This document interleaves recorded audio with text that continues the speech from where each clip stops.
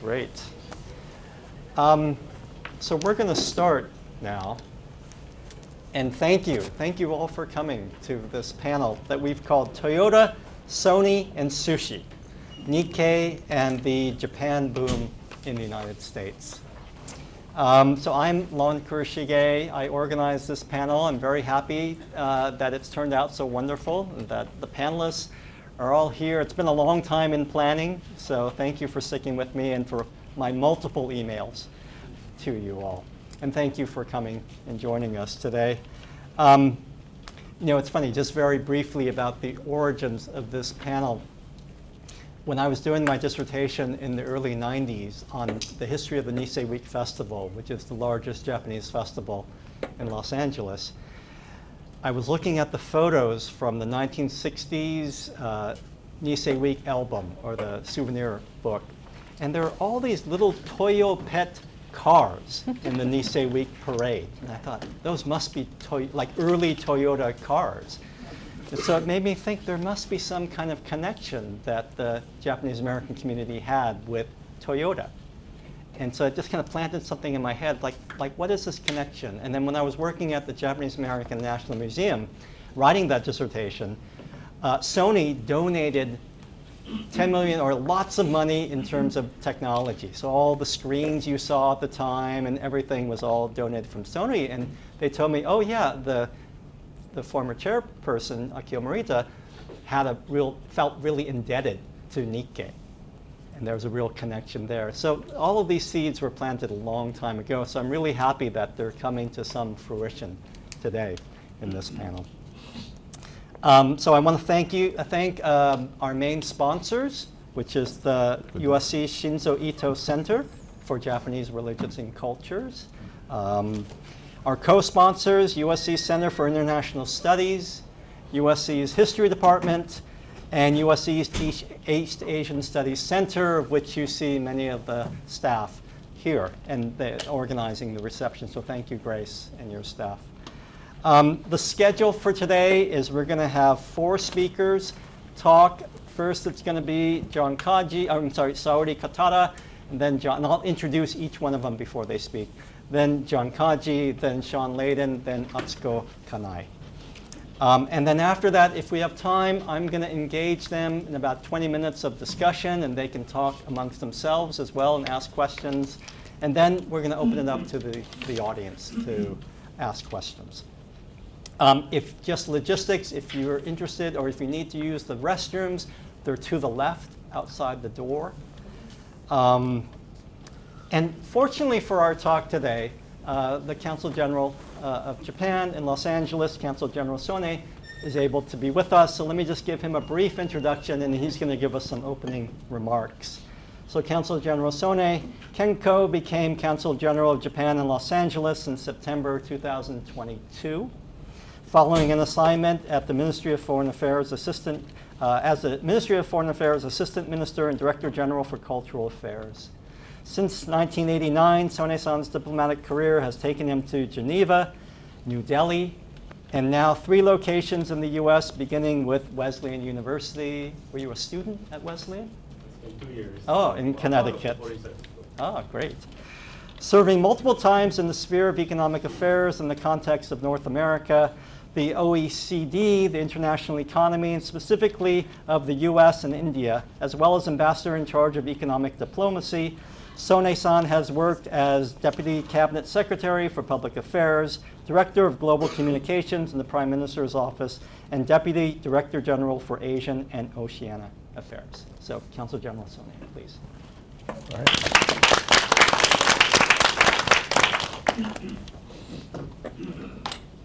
Thank you, Professor Kurashige. Thank you for inviting me. My name is Kenko Sone, Consul General of Japan in Los Angeles.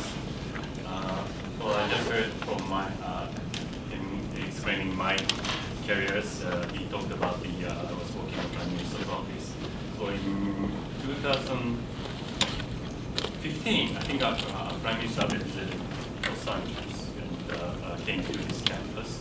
I was fortunate I was together with him, came to this campus, and that is my very first time to come to the USC. And so nice to be back. Well, of course, I've already come several occasions to this campus, including the class Katada Sensei, Professor Katada. And well, thank you very much for organizing this wonderful event, talking about the Japanese American Nikkei experience over there, how they can contribute to the Japanese companies and businesses and cultures to be flourished in this region. I'm Consul General. My job is, first, there are three jobs I've been doing. First one, to support Japanese national and Japanese businesses here to be more active in this region and to help some Japanese people living here. Los Angeles, this region is the largest Japanese nationals living in the foreign countries. They're covered by one consulate, so it's larger than New York or the Hawaii. And also the Japanese companies here is the largest investor in this region. More than 2,000 companies located here, creating more than 70,000 jobs here in this region. So it's really a big presence in this region. And the second one is to communicate or collaborating with Japanese American community. Here in Japanese Americans, the largest in North America means, in Hawaii maybe more Japanese Americans, and in South Africa, South America, there is Brazil, more Japanese descendant. But in North America continent, I think Los Angeles is the largest Japanese American communities, and they're so active. So I've been working together with Japanese American community, working together for further strengthening our bilateral relations. The third one is to much larger communities, various communities like the Latinos or the African Americans and Jewish and whatever, the Asian Americans. So those are the three, focusing on the community-related activities I've been working. And today's topic is related to the first and second job I've been dealing so that the Japanese Americans, Nisei, has been is really working for helping Japanese businesses. After coming here, I've been learning a lot of things about the Japanese American history, especially during the World War II. They have been really hard time to overcome that situations.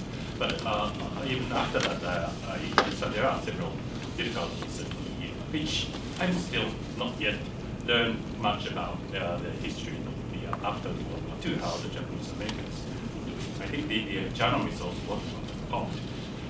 So today is a good occasion for me to learn more about Japanese Americans working together with Japanese businesses, Japanese cultures to flourish in this region. And I'm very much looking forward to today's discussion. Thank you very much. Thank you. So, thank you, Council General Sone.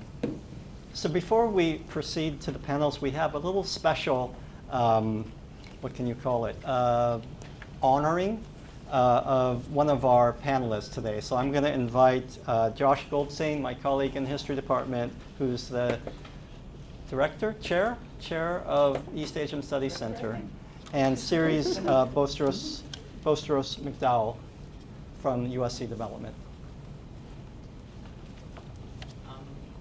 Hi all, thank you so much for coming this afternoon, and we're really honored to get to piggyback on this, being one of the sponsors for this event. We get to present the gift to John Kaji.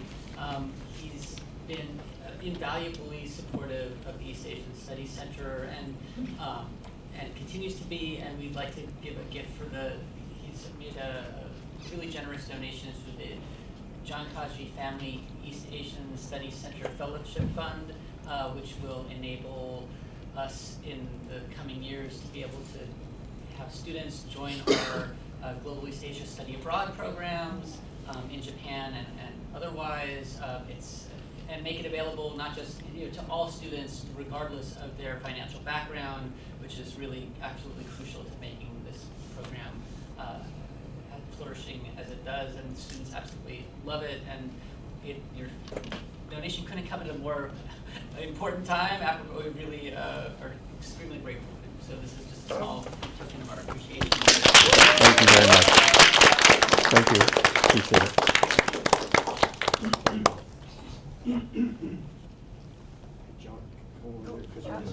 Oh.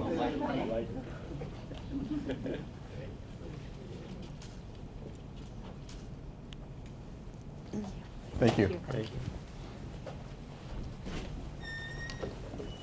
So, John, we're still waiting for that basketball court that you're going to endow to remember that one. So I'm going to introduce the first panelist, my colleague and friend for many, many years here at USC, Saori Katada. She's going to give a talk called US-Japan Connections.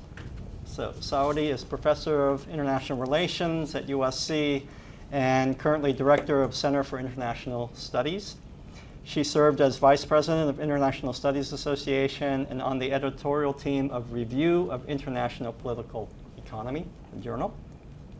Her single-authored book, Japan's New Regional Reality, Geoeconomic Strategy in the Asia-Pacific, was published by Columbia University Press in 2020, and its Japanese version was published from Nikkei Press in 2022.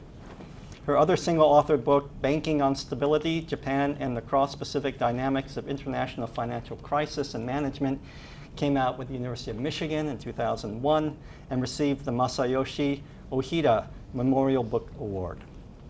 For her research on regionalism, she was awarded the Asia Studies Fellow. She was awarded the Asia Studies Fellow at East West Center in Washington, D.C., Japan Foundation Research Grant and National Endowment for Humanities Fellowship. Those are all different fellowships. She has her PhD from University of North Carolina, Chapel Hill in political science and BA from Hitotsubashi University in Tokyo. Before joining USC, she served as researcher at the World Bank in Washington, D.C., and as international program officer in the UNDP in Mexico City. So, Saori, please.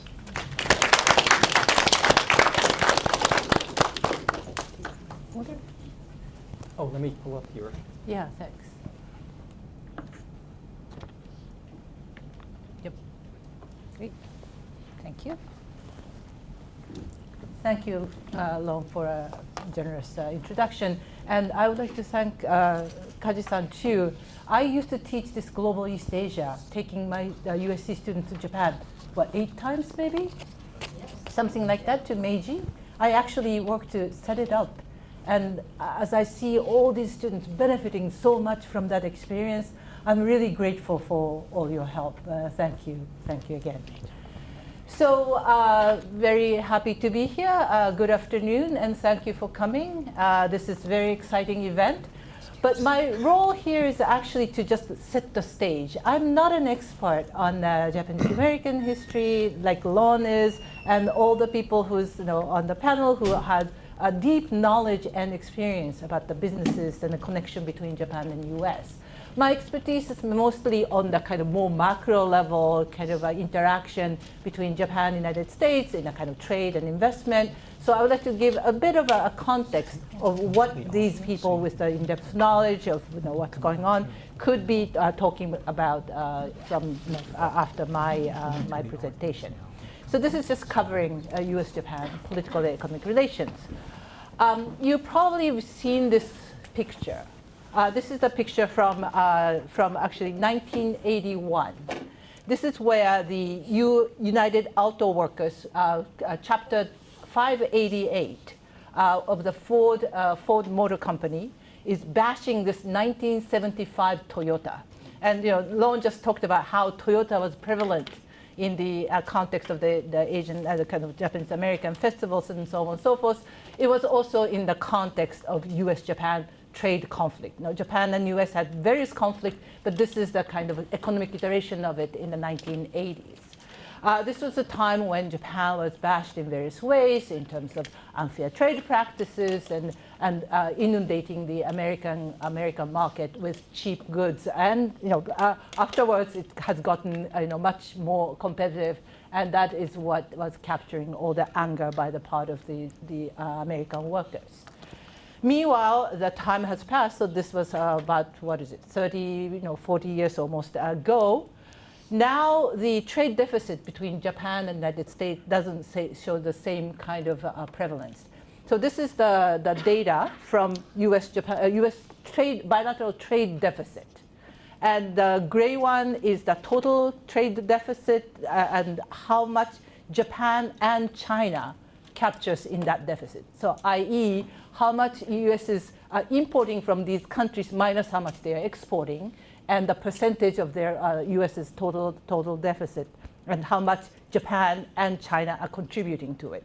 So the red one is, I guess we probably should switch the color, but red one is Japan, and the blue one is China, where Japan used to capture almost half of American trade deficit in the late 1970s into 1980s.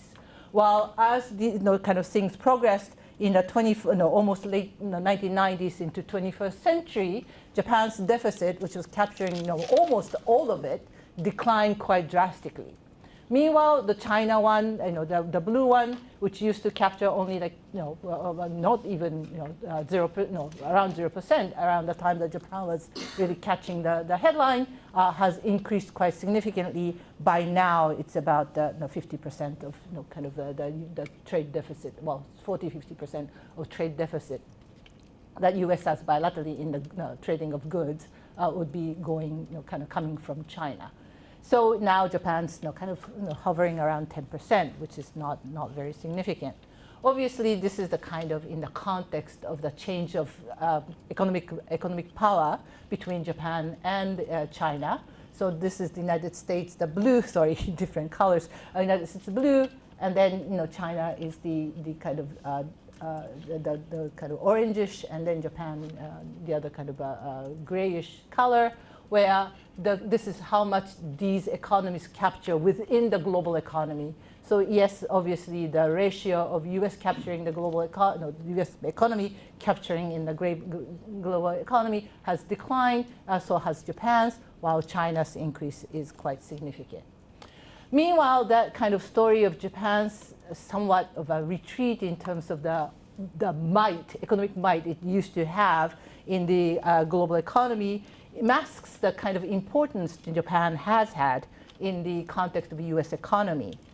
So this is very recent data coming from JETRO, looking at the foreign direct investment, FDI, sorry for the acronym, FDI is foreign direct investment into the United States. And you can imagine, yes, Japan probably has very significant direct investment in the U.S., but did you imagine that it's the number one now?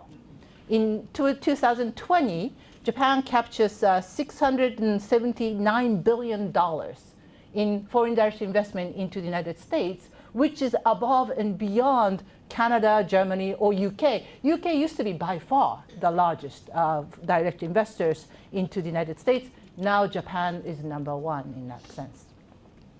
And if you look a bit closely, and this is not global direct investment, but Japan looking at the within the Indo-Pacific countries, again, by far the largest investor within the United States. Even if you look, China kind of captures headline, but if you look all the way down, what is it, the third one or the fourth one from the top, that green one you probably can't even see the kind of how much the China captures within the direct investment going into the United States.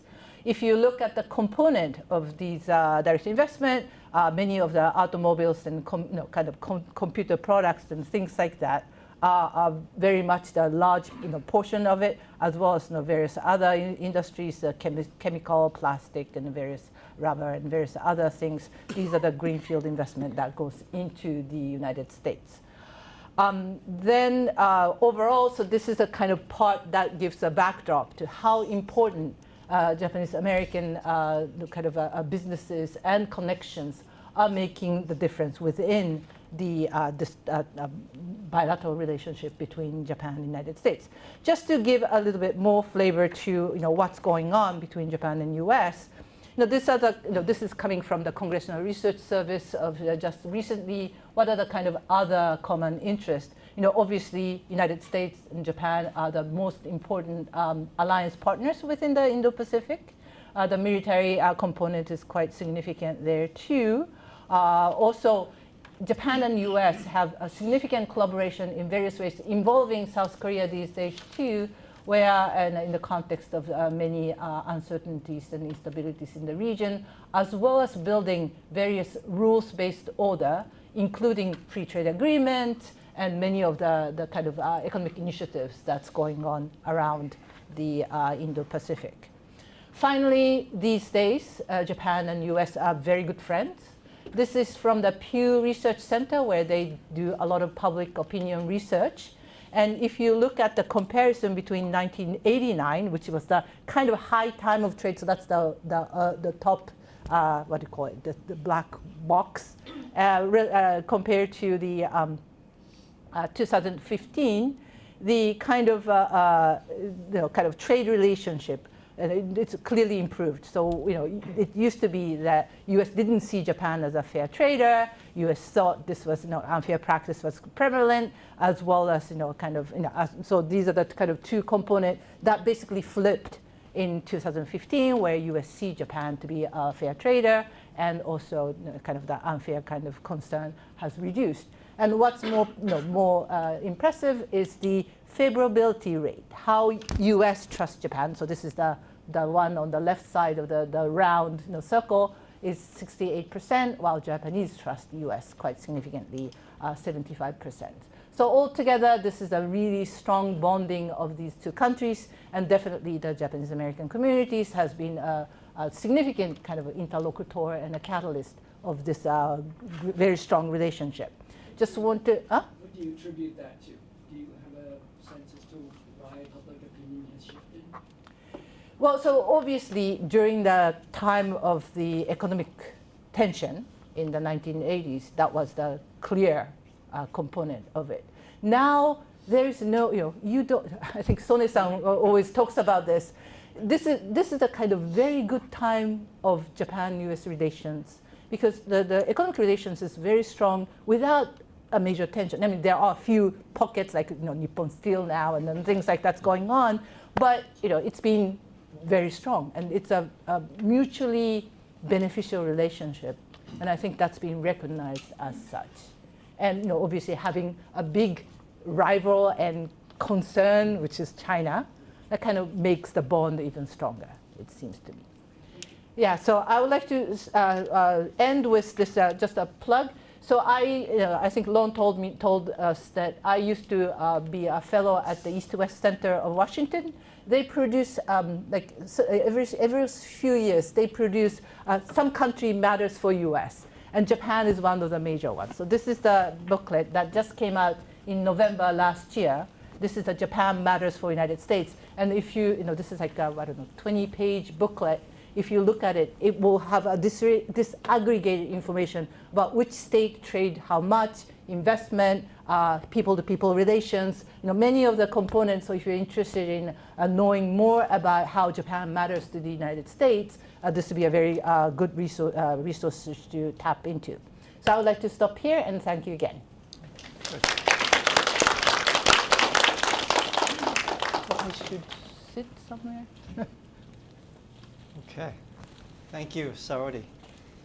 So our next speaker is John Kaji. And he's going to talk about, he has a very elaborate title. Let me switch to his presentation here.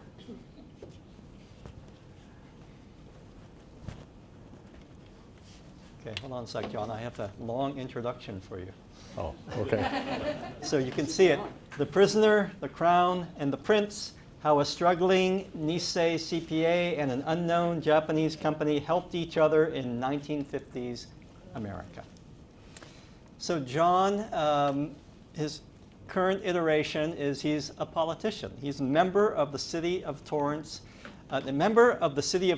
Council, elected in June 2022, representing District 1. Yay for District 1. I think that's North Torrance, he said, yes, it is. Right? John is president of Kaji and Associates, a commercial real estate brokerage firm based in Torrance, California. He served as director of the State of California Office of Trade and Investment in Tokyo from 1993 to 1999 under Pete Wilson, Governor Pete Wilson. During his tenure, his office transacted more than $1.9 billion in foreign direct investment into California, sort of what Saori was talking about, along with California exports into Japan and South Korea. In 2022, Kaji was instrumental in pushing this university, USC, to issue an official apology to the former Nisei students and their family members for intentionally withholding their student transcripts and preventing them from returning to USC following the end of World War II. So when many other universities were giving honorary degrees to their Nisei students who were, during World War II, forced to go into concentration camps, USC really didn't follow the flock until people like John pushed them after many, many years and many different administrations as well to step up and do the right thing. John's father, which you'll hear a lot about, I think, in this talk, Bruce Kaji, was founder of the Japanese American National Museum over here in Little Tokyo. In 1960, Bruce was elected treasurer in the city of Gardena, making him the first Nisei elected to public office in the mainland United States. And John's maternal grandfather, Dr. Kikuo Tashiro, was a pioneer Issei medical doctor who established the Japanese Hospital of Los Angeles after prevailing in US Supreme Court ruling in 1926 that allowed Japanese immigrants to form corporations. So, John Kaji. Thank you, Lon, and I'm always happy to come back to USC because, after all, I'm a graduate. Right on. But thank you and welcome to this presentation today. And I was hoping that you might be a little bit intrigued by this title. So as I go through this, I'm also doing this sort of like a home movie. So I'm not approaching this as an academic, but as the son of a Nisei CPA who grew up watching this happen in real time. So I'd like to acknowledge a few sources. First, the Kaji family collection at Cal State Dominguez Hills in the Girth Archives. Jive Bomber, A Sentimental Journey, written by Bruce Kaji with Sharon Yamato back in 2010. And then a book written by Mr. Akira Kawahara, The Origin of Competitive Strength, published in 1995. And Mr. Kawahara was a senior executive in Toyota. Prior to that, he was a bureaucrat in the Ministry of International Trade and Industry and a graduate of Tokyo Imperial University. First, the prisoner. Teruo Bruce Kaji was born in 1926 in Los Angeles, California. And back in the 20s, taking pictures in a sailor suit was kind of like the rigueur here in the United States. The Kaji family was poor. Bruce remembered being dropped in dumpsters at the Central Market to look for discarded edible food during the Great Depression. Later on, the Kaji family moved to Boyle Heights, which, as I wrote there, it was LA's Ellis Island. It was a melting pot of many different ethnicities. And it was the one place where non-white people could buy homes. So they moved into Boyle Heights, and eventually they bought a house under the name of the eldest daughter, who was an American citizen.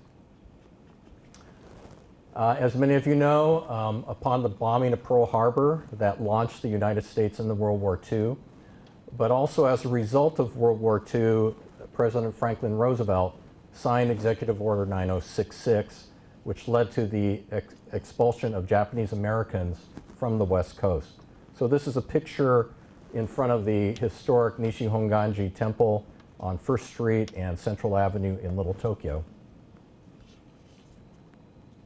So Bruce and his family, after the signing of Executive Order 9066, were sent to Manzanar, California, one of the 10 concentration camp relocation centers in the United States. So this is a picture of one of the guard tower sentries at Manzanar.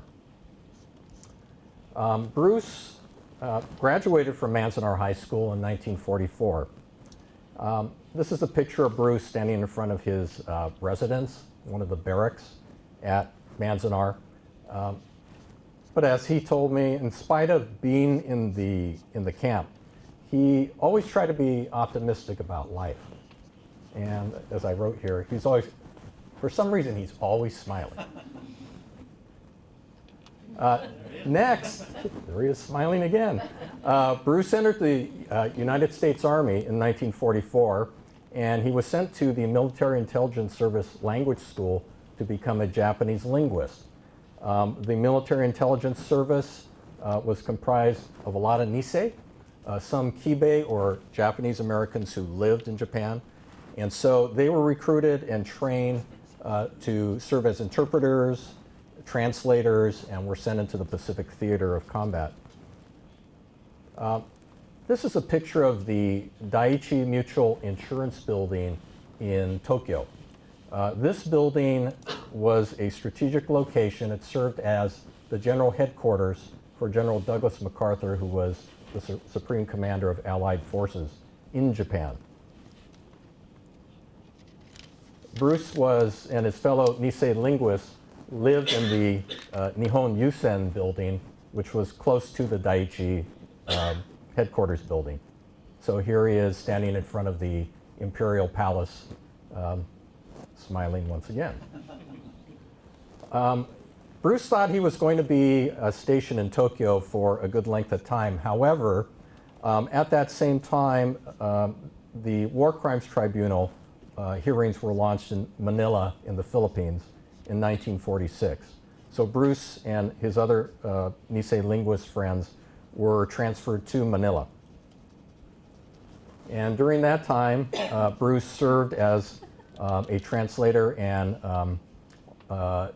during that time he interrogated Japanese military prisoners to corroborate evidence for war crimes.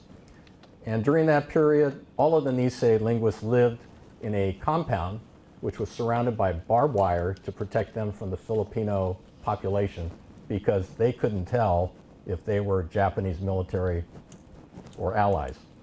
And so Bruce's recollection was that, you know, I just spent 3 years behind barbed wire in America. I'm not going to spend any more time behind barbed wire here in the Philippines. So at the earliest possible opportunity, he said, I want to get out of the Army, which led him to USC, where he enrolled under the GI Bill, which paid for his tuition, and he graduated with a degree in accounting in 1950. Next, we move on to the crown. What is this? This is a Toyota Crown Toyopet, which was the first car manufactured by Toyota for the consumer. So at first, Toyota's focus was on the domestic market in Japan. However, Mr. Shotaro Kamiya, who was named as president of Toyota Motor Sales Company in Japan, also known as the god of sales within Toyota, helped to convince the company that they should look abroad and that the best market for the sales of their cars would be America. So a team, including Mr. Kamiya and 2 other Toyota executives, were sent to Los Angeles and also traveled throughout the US to see what the market was like for Toyota.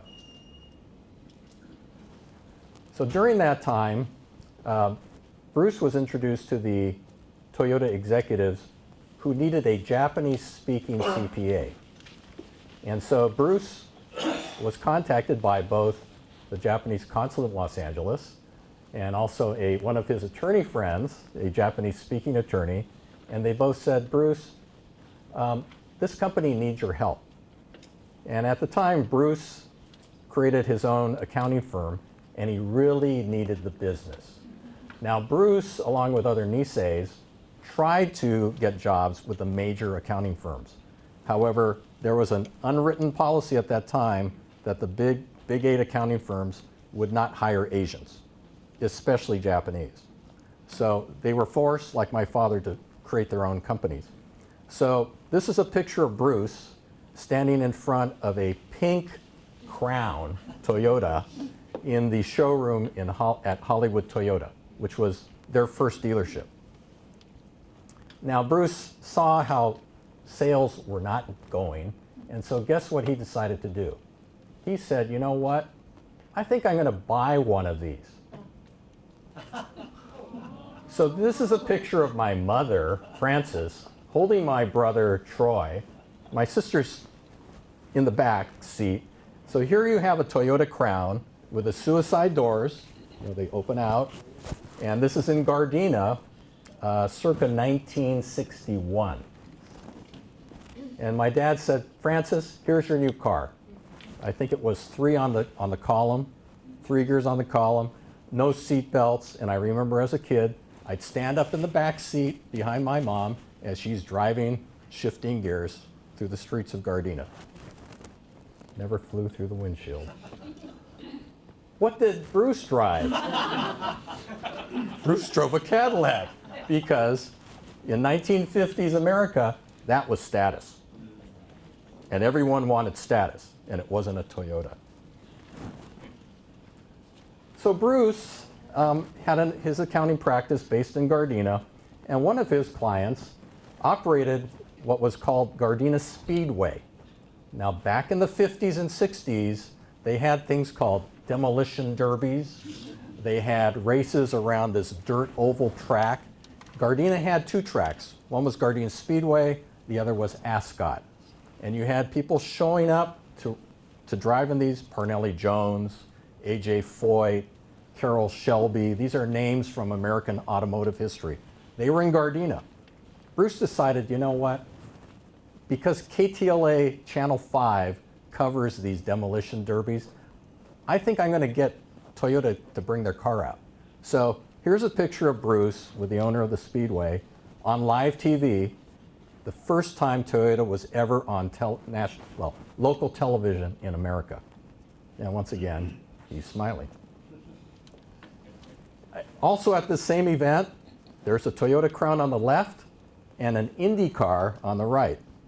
So this Indy car was driven by a well-known race car driver, Johnny Parsons, number 98, and it was the first time the Toyota executives had ever seen an Indy race car.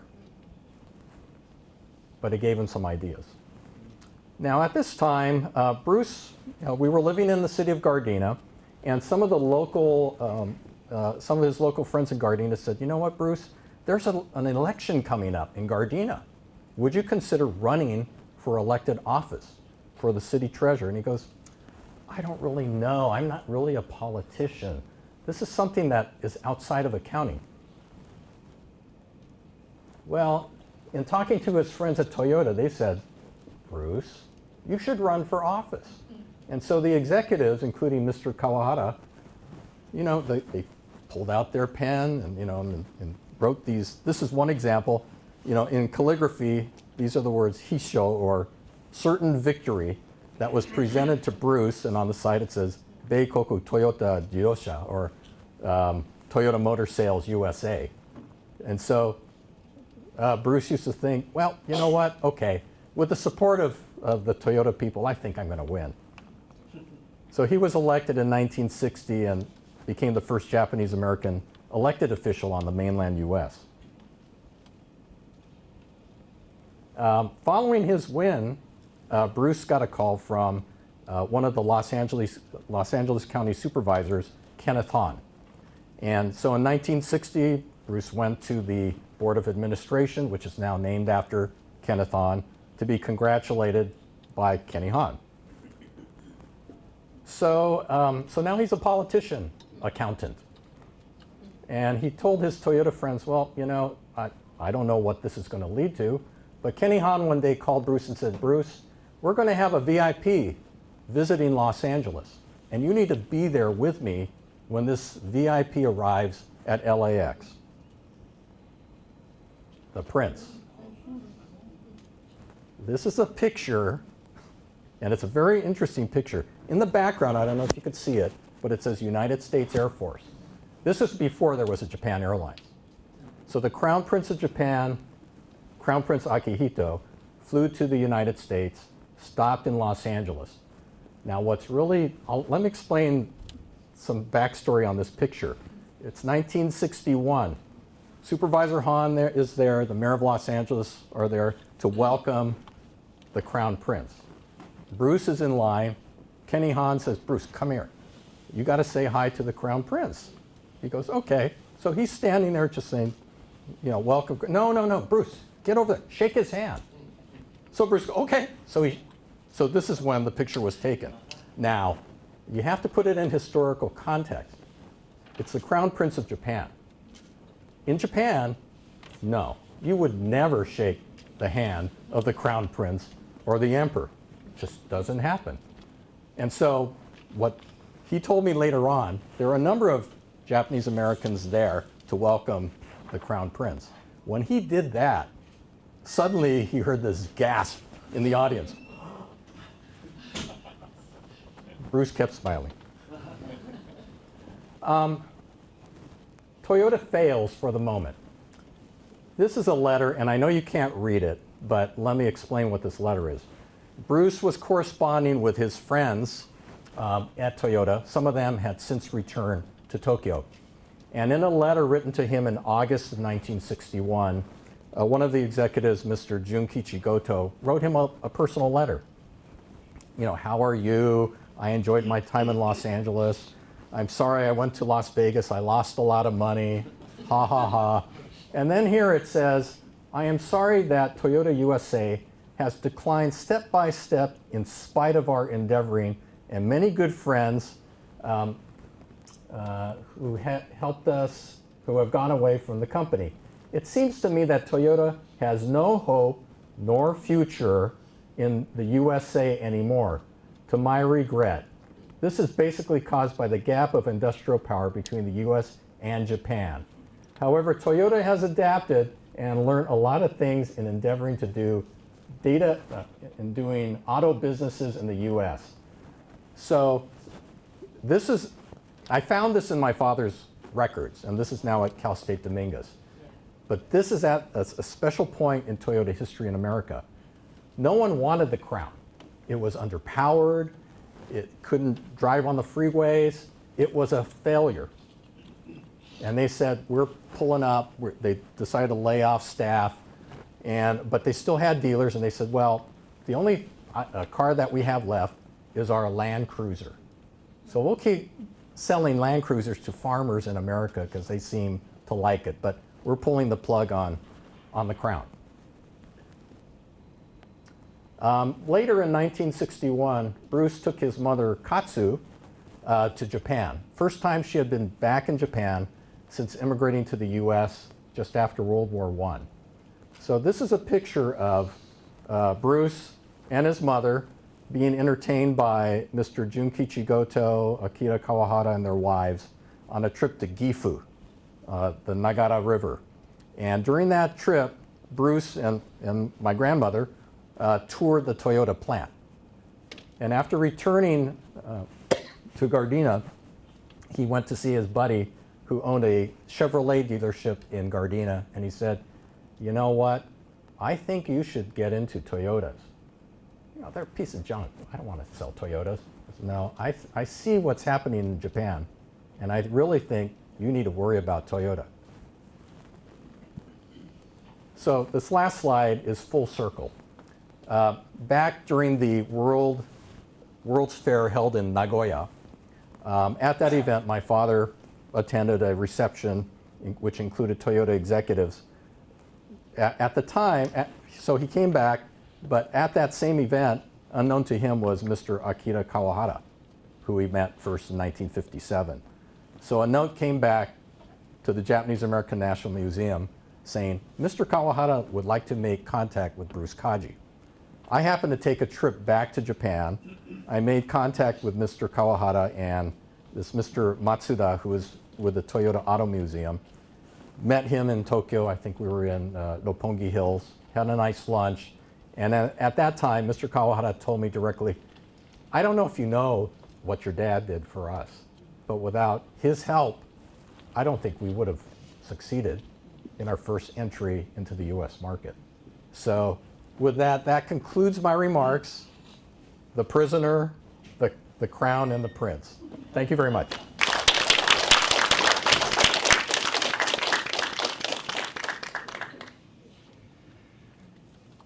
Okay, thank you, John. Our next speaker, Shawn Layden, is not going to have a PowerPoint, right, Shawn? Or Shawn? No PowerPoint. No PowerPoint. He's doing it the old-fashioned way. So let me just I'll use the whiteboard. shut this down for a little bit for you. And let's see, how do I hide this? Oh, let me just put it back here. Okay, so let me introduce Shawn. Shawn's title of his talk is Made in Japan, The Life and Times of Akio Morita, Sony co-founder. Shawn is the former chairman of PlayStation Worldwide Studios for Sony Interactive Entertainment, SIE, where he was responsible for driving first-party content to differentiate the PlayStation platform and played a key role in launching PlayStation consoles globally. At lunch today, I took a selfie with Shawn to share with my son, who's a huge PlayStation gamer. Prior to serving as chairman, Layden was CEO of SEI America, leading the PlayStation business in the US, Canada, and Latin America. Earlier in his career, he also served as president of SEI Japan and was vice president for international software development at SEI Europe. His 32-year career with Sony began with corporate roles in Tokyo, including 5 years as personal assistant to Akio Morita, co-founder of Sony Corporation. Shawn currently serves as strategic advisor to Tencent Corporation, as well as advising several tech startups in game-adjacent fields. He is a founding member of Girls Make Games Scholarship Fund and sits on board of Women Who Code. In fact, one of his students, or one of the recipients of his scholarship is a USC student, current USC student. Layden graduated from, unlike the other members of our panel, from University of Notre Dame. Fighting Irish. With a BA in American Studies. That's great. He has family in Tokyo and London and divides his time amongst those cities and the San Francisco Bay Area, where he currently resides with his 2 cats. He still plays lots of video games. So, thank you, Shawn. Come tell us about Sony.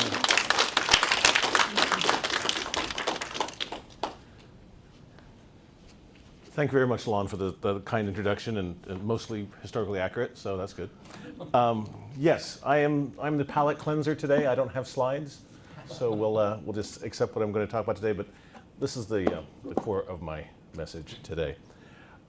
Just as a bit of background, yes, I spent the last 25 years, 32 years in Sony, last 25 years with the PlayStation business, bringing video games to rot the minds of small children all over the planet. And prior to that, I was working in corporate at Sony. And I joined Sony in 1987, and we didn't have the term at the time, but I joined Sony as a diversity hire. Sony back then, even though we'll talk a bit more about their ambitions across the international marketplace, before that, they decided in the 80s that they need to internationalize, kokusaika. We need to internationalize our businesses. And one way to do that was to hire the white guy and put him in the communications department. So I did spend a year at Sophia University, so I did have a facility with the language. And in '87, I joined the corporate communication department in Shinagawa for Sony Corp. Communications is a great place to start for any students out there who are looking for jobs in the future. PR communications is a great sort of eagle's nest to sit in a corporation when you just join it, because you get to see everything that's going on. You get super visibility on what's happening. And being the diversity hire, I think I was 25 years old at the time, but as a 25-year-old American working in Japan, actually, I got into more rooms than 25-year-old Japanese working in Japan could get into. Because like in John's story, when the Americans would come visit, later on in my life, I had to go to Narita Airport to pick up Henry Kissinger. They want to bring out the American guy to meet with the American guests. So I began in the communications department. It was a very time of change for Sony. We just launched compact disc. We just killed Betamax, comes and goes. And in about 1989, Morita-san's speechwriter had retired, and he was looking for a new ghostwriter and speechwriter. And his chief of staff came down and asked me if I would come up and join the chairman's office. At that time, my boss came to me and he said, "Don't do it, don't take this job. You'll work 25 hours a day, 8 days a week, and they're just going to kill you upstairs." And I said to him at the time, I can't say no, right? Morita-san has asked me to join. I don't want to regret 10 years later saying, what if I had said yes? So again, I tell college students all the time, have the courage to say yes. Don't turn things down. Accept every opportunity. Because if it's bad, you can quit, right? But if it turns out to be great and you've already said no, you can't get in there again. So keep that in mind. I said yes. I went on to become Mori-san's speechwriter and his ghostwriter. I wrote some articles under his name for the Harvard Business Review, for the Atlantic Monthly, a number of speeches, graduation speeches, speeches for the Trilateral Commission, etc. Being a ghostwriter is a strange job. Being a ghostwriter is one of those things that when the boss gives a great speech, they say, oh, Mori-san, that was an amazing speech. And if the speech is just a little bit off, say, Mori-san, get a new speechwriter. So it's a tricky place to be, but I got to spend 5 years there, which is the closest I'll ever have to taking an MBA. It was the most effective time of my life. John talked a story about the achievements and the success and the influence of his father with Toyota here in California. In the business world, Mori-san was my father. He taught me everything I needed to know about how to go through business and try to be successful. So I joined with him and watched him tackle the US-Japan relationship. This is the late 80s, right? This is the height of, Theory Z and Japanese management and US-Japan trade friction. As Mori-san liked to say all the time about US-Japan trade friction, he would just say, the US economy and the Japanese economy, the US people and the Japanese people, they are so close. They are so in line with where they want to be. Bodies that are close create friction. If we were far apart, this wouldn't be happening. We are close. We are important to each other. That's why there's friction. That's why we have to talk. He was famous for guiding groups like the Trilateral Commission and the US-Japan Business Council. He was a very influential member of Keidanren. He was the one who led the Keidanren fund for the Japanese American National Museum, about $20 million back in the 80s. And though he's very Japanese, and we all talk about consensus, and we have to get people online, in this kind of a realm, Mori-san was just very, shall we say, Western. He just told everyone, we need money, we need a lot of it, we need it now, everyone's signing up. Next. And he got the money together, and the museum got off the ground. So he's very pleased with that, and I also try to maintain a connection with the Japanese American National Museum, as of course my family, my mother's family, were born in Lomita, California, but spent her high school years in a concentration camp in Roar, Arkansas, with her whole entire family. So it is connected to me, and so that's important as well. But Mori-san had that vision, and in Keidanren, there was a time, I don't know if anyone here is old enough to remember the American Express commercial that features Mori-san going, do you know me? And it was kind of funny because he was that famous around the world. Arguably, and I say this with respect in front of Japanese government figures that are in the room, arguably he was the most famous Japanese person of his age. Nobody's more famous around the world than Akio Morita. And he had friends all over the world. I mentioned Henry Kissinger. I also had to go pick up Leonard Bernstein and bring him to Akio Morita's house. He was that kind of person. That was his gadfly. Now, how did he become that kind of person? He started Sony in 1946, right after World War II. He and his co-founder, Masaru Ibuka, the beauty and the brains, or however you want to divide it up, Ibuka-san was amazing, amazing physicist. And they created Sony with a dream of creating a company to do things that other people don't do, to create innovations that haven't been dreamt of before. And they began with a tape recorder, and a massive tape recorder, about the size of this cabinet. And they made a commercial business out of it. They sold it to the government. They used it for teaching languages. It was a language training tool. They built their company around it. There was a rice cooker was the first thing they made, but it caught fire, so they didn't sell it. Water, electricity, that's really tricky to work with. So they moved the tape recorder, and they brought that to the marketplace. Now, Sony was a new company, and as Japan's economy began to recover after World War II, the big names were back in play. Toshiba, Hitachi, Sanyo, Mitsubishi. Sony would have to find its success outside Japan.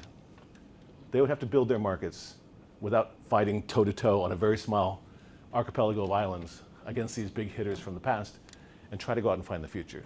It influenced their name. Their first name of Sony was Tokyo Tsushin Kogyo Kabushiki Gaisha. I can't even say. Can you imagine Americans saying that? So they came up with Sony. Sony was the name that would have no ethnic or any regional meaning to it. It was the same everywhere around the world. And he came to America, and he knew this market in America was going to be the first place for him to be successful. If he can make it here, he can make it anywhere, as the song says. And so he came here, and he looked around. He went to Bell Labs. He went and talked to people in a variety of industries and hit upon Bill Shockley and the team at Bell Labs and their nascent invention of the transistor. And they thought, we can do something with this. And so they put together a deal to license the transistor technology. At the time, it wasn't, they told Morita-san, all you can use this for is to make a hearing aid. And they said, no, we can do something else with that. So they licensed technology, which itself was tricky in post-war Japan, just to get the capital to move money across the Pacific Ocean. Took, MITI had to sign off on it, and other various parts of the government had to give them the go-ahead to do this deal with Bell Labs. And they did. And they brought the transistor technology over. And Leo Esaki, one of the young engineers at Sony at the time, who went on to win the Nobel Prize for this work in 1972, they took that transistor technology made by Bell Labs for hearing aids and found a way to power it up and power consumption down. They used a number of, I won't go into the science behind it because I don't understand it either, but it made them possible for them to create a low power, high performance transistor, which would become the transistor radio. So they came to America with a transistor radio. Morita-san was like, here we go. This is how we're going to get in the US market. A company called Regency in America had already made the world's first transistor radio, so we can't say that. But they entered the market and left it quickly. They felt there was no opportunity here for handheld audio devices. So Morita-san comes to America. He's trying to find a deal, talking to other people in consumer products. He met with the people at Bulova. And the people at Bulova said, hey, that's interesting. We want to order 100,000 of these transistor radios for the market. And Morita-san was very excited. It's like, okay, that's a big number, but let's talk about that. And they said, but we're going to put our name on the outside. These will be Bulova transistor radios. And any nascent company, and I work with a bunch of startups in the Silicon Valley, if someone wanted to throw that kind of money at me and put their name on my product, I said, yeah, sure, go ahead, knock yourself out. But Morita-san had a different vision for Sony. And he talked to the people at Bulova and says, I can't take your deal. And I said, are you crazy? Look at the money we have here, and you're over there. And no one knows your company. Putting your name on the product won't mean anything. And he said, 50 years ago, no one knew what Bulova was. And frankly, I'm guessing no one here knows who Bulova was either. But he had the conviction of had the courage of his convictions and his purpose. He said, I'm going to bring a Sony radio out here. Thank you very much. I can't do that. Later on, he'd find another buyer who looked into his transistor radio. And they said, okay, give us pricing for 10,000, 50,000, 100,000 units. And we'll decide what we want to do. We really like your product. We want to bring it in. So he sat down. He wrote the map out. But he realized if they were going to do 100,000, they could barely do 5,000 a month at the time. So if we're going to do 100,000 a year, he said, we're going to have to double our investment in our factory. We're going to have to hire more people to make these radios, which means this is sort of anti the law of large economics. He said, okay, for 10,000, they're this much a unit. For 50,000, they're this much a unit. And for 100,000, they're that much a unit. And the guy from the retail chain goes, are you crazy? The more we buy, the cheaper it gets. That's how this works. He says, the more you buy, the more people have to hire. The more you buy, the more infrastructure I have to build. And I don't know if you're going to buy the same 100,000 next year. And in Japan, I just can't fire people when the sales go down, right? When I take these people in, they are my family. And so if you want that many, then that's the price it's going to be to get there. He didn't get the deal, but he found some other people who would take smaller lot deals, 10,000 here, 10,000 there. And thus the transistor radio hits the world. And Sony starts to be seen as what's coming from Japan. The Made in Japan, the reason why he titled his memoir such, he tells the story about being in Germany. And he was impressed that in the late 1950s, Germany had recovered from post-war destruction a bit faster than Japan did. And he was surprised how they were attacking the market and being successful, Siemens and the like. And he tells the story of being in a cafe in Germany and getting a little iced tea or a lemonade or whatever it was. And there's a little umbrella in the drink. And the German waiter, just to kind of make conversation, says, hey, look what your country makes, and pulls the umbrella out of the glass. See, we have Japanese goods here too. That stuck with him really hard. And that's why he named his memoir Made in Japan, because he wanted to take that image of the paper umbrella and make it the image of technology, innovation, and changing society as we know it. Morita-san went on after the time I was with him. We spent a lot of time together. This is when I met John. So here's the John Kaji connection. In 1993, John had been assigned to Japan. He was working for Governor Pete Wilson as the California State Trade Representative. And Pete Wilson wanted to meet the chairman. So I arrange it, talk with John, we get it together. I'd never met John before. Pete Wilson comes in, Morita-san's there. We go into Akasaka. There's a really lovely Ryote in Akasaka, the beautiful place. The doors open up and the two the chairman and the governor, they sit down at this wonderful table, and then John and I are sent to sit at the kids' table outside, where they brought us very little food. But it was a chance for me to meet with John, but another understanding that Morita-san was that person. He connected with everybody. We said Kissinger and Bernstein earlier, and it was Pete Wilson, and it was Europeans and Americans everywhere, because his story was a simple one. It's like, we're committed to quality, we're committed to innovation. He's also committed to his employees. He would tell the opening class every year that would come into Sony, because as you know, in Japan, everyone gets hired on the same day, April 1st, right? No one gets hired in the in-between. On April 1st, you have this big meeting, and all the young Shinyu Shine, the newcomers, come into the room, and he would tell the same speech every year. And he'd tell the employees the same speech. It was like, thank you for coming, but remember, you chose us too. We chose you, but you chose us. And that's important, and that's the bond we have together. But you need to want to be here. And if you feel at some point you don't want to be here, you need to leave. But as long as you want to be here and contribute to this, my commitment to you is unconditional. And that really built a very strong culture at Sony to lead with his vision. He's the man who came up with the Walkman, which everybody inside Sony said, what are you, crazy? Not only is it a weird product, but Walkman, what kind of product name is that? No one's going to like that name. I don't have to tell you how that story turned out. But from there he went on. He worked with Philips, together with Philips, to create digital audio format, which both companies licensed throughout the world. He was so committed to working with quality and talent wherever he found it. It was an inspiration to all of us. Latterly in his career, he had after the ignominious defeat that Betamax suffered at the hands of VHS, Morita-san felt that, what was our miss? We did not control the content. That's what killed them. There was more content on VHS than was on Betamax. A lot of it happened to be adult content, but we won't talk about that. But Betamax had a smaller library, and ultimately, it demised. Part of the problem was they wouldn't license the format out. VHS was licensing the format to anybody. Sanyo, Toshiba, Hitachi, Panasonic, they all made it. But Sony wanted to capture that. It was a strategy that worked for the Trinitron. Sony never licensed the Trinitron technology. They felt that was the way to do it. However, you got to understand that if I have a Trinitron and you don't, we can still watch the same TV show. But if I have a Betamax, you have a VHS, we can't trade our tapes. And so that kind of collapsed. And he decided, for the next time they're going to take a run at the entertainment business, we need to have our own content. And so the company bought CBS Sony Records. And laterally, it bought Columbia Pictures. And Sony became the world's first hardware and software conglomerate in the technological field. Again, working with the Americans, working with CBS Records in New York, working with Columbia Pictures in Los Angeles. Morita-san's vision was always outside Japan. For the longest time, 75% of the revenue for Sony came from overseas. It never depended on the domestic market to be successful. I think his vision and his commitment and the way he helped spread his vision for management, at least through the Sony channels, about respecting the workforce, bringing people in, letting them know we're both here for the same reason. We chose you, but you chose us.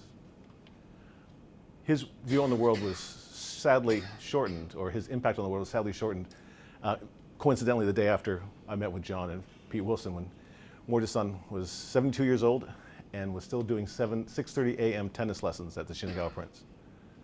And he was struck down with a stroke and never recovered from that. And gone too soon. I mean, he did live for another 6 years, but he was not active in the company. I really think sometimes how different the 90s would have been, that dark decade for us in Japan after the bubble collapse, how different it would have been if Morita-san was still a player in that time. He had the most meaningful impact on me in my career in business, and yeah, we all miss him dearly, but he changed Japan, and I was just happy to be along for that ride. Thank you, everyone, and I'll give you to the next speaker.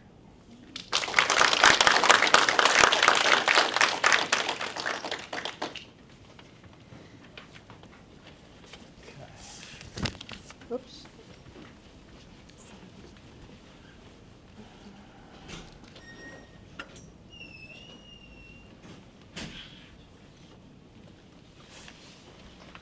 Okay, our final speaker is Atsuko Kanai. Oh, there she is. You okay? Her title the title of her presentation is Sushi. Very simple. And then there's a subtitle, Exporting a Culinary Culture, the Sublime Capturing America's Wonder. Atsuko was born in Tokyo into a family destined to make a mark on the culinary advancement bridging Japan and America. The Kanai family immigrated to the US in 1964, at which point her father managed Mutual Trading Company, a Japanese food importer and wholesaler founded in 1926 by a group of 13 Little Tokyo investors. Mutual Trading Company introduced sushi and frozen edamame to America, and as a result, it is regarded as the ambassador of Japanese food to the US. Atsuko is currently the executive VP of Mutual Trading Company, as well as president of the Sake School of America, an educational center for training sake and wine enthusiasts. Under the company's mission of bridging the flavors of Japan to the people of the world, she finds the food business rewarding as a career and a personal joy in fostering culinary understanding.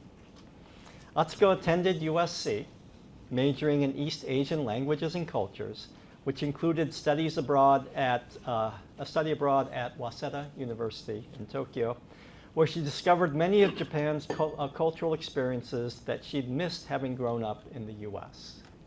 Years later, she returned to USC for an MBA degree in marketing. Atsuko Kanai. Thank you.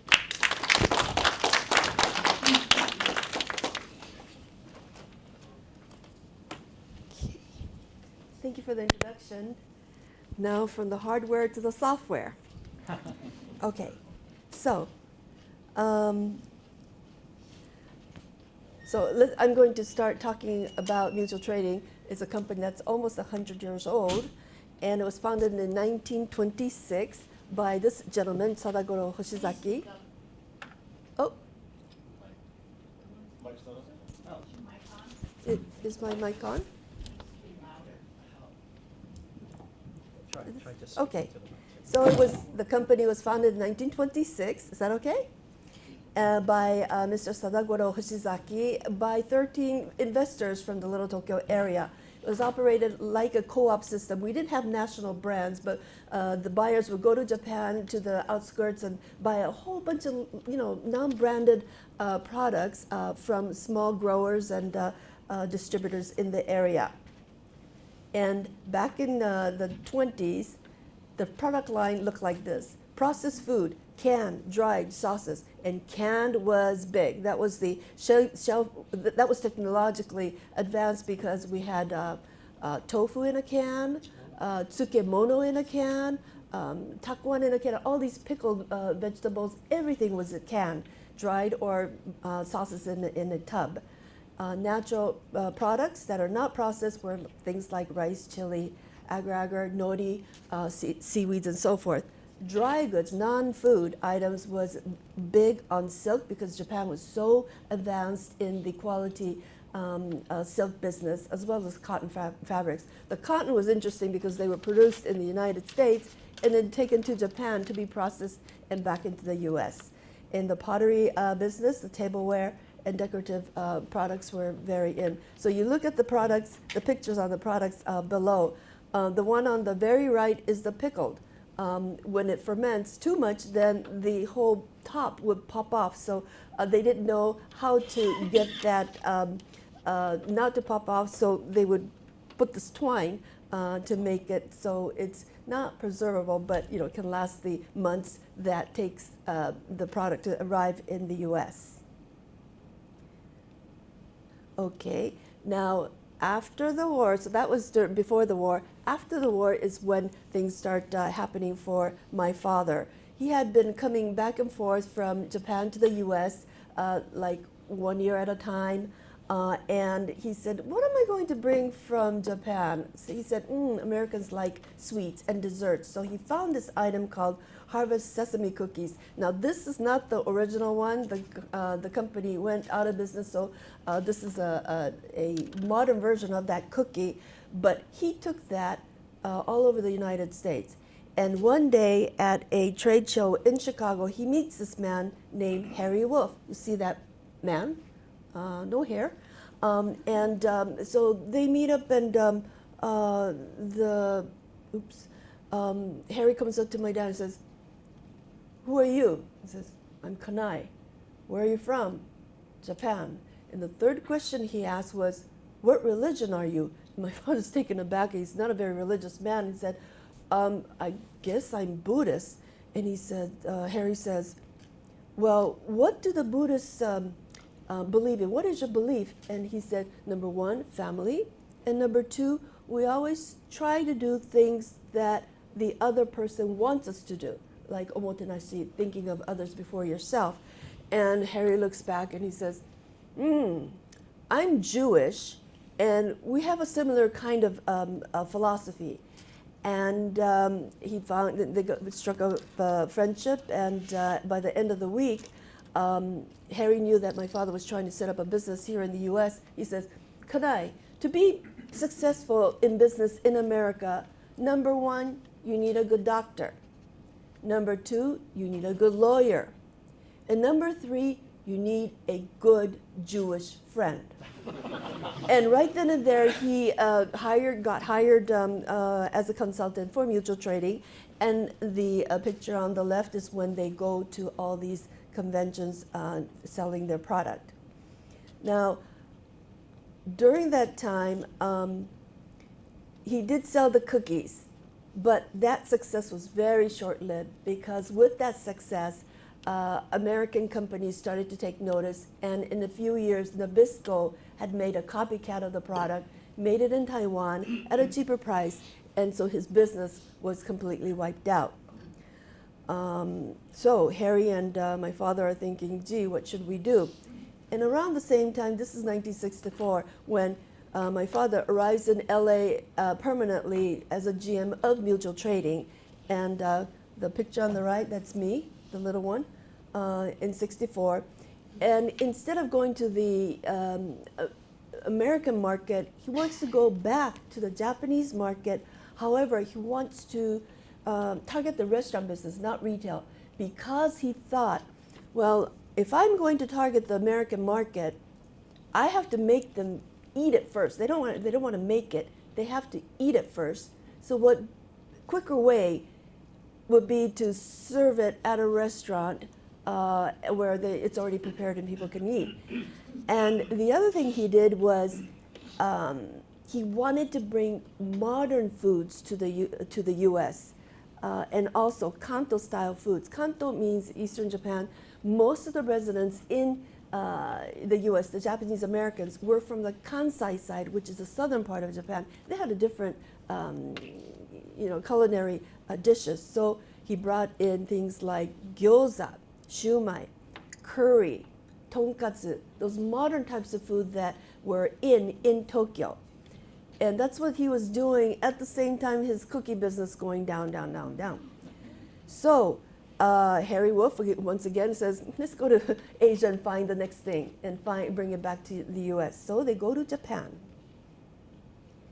And they go to the Philippines, Hong Kong, Korea, and Singapore, and they find nothing.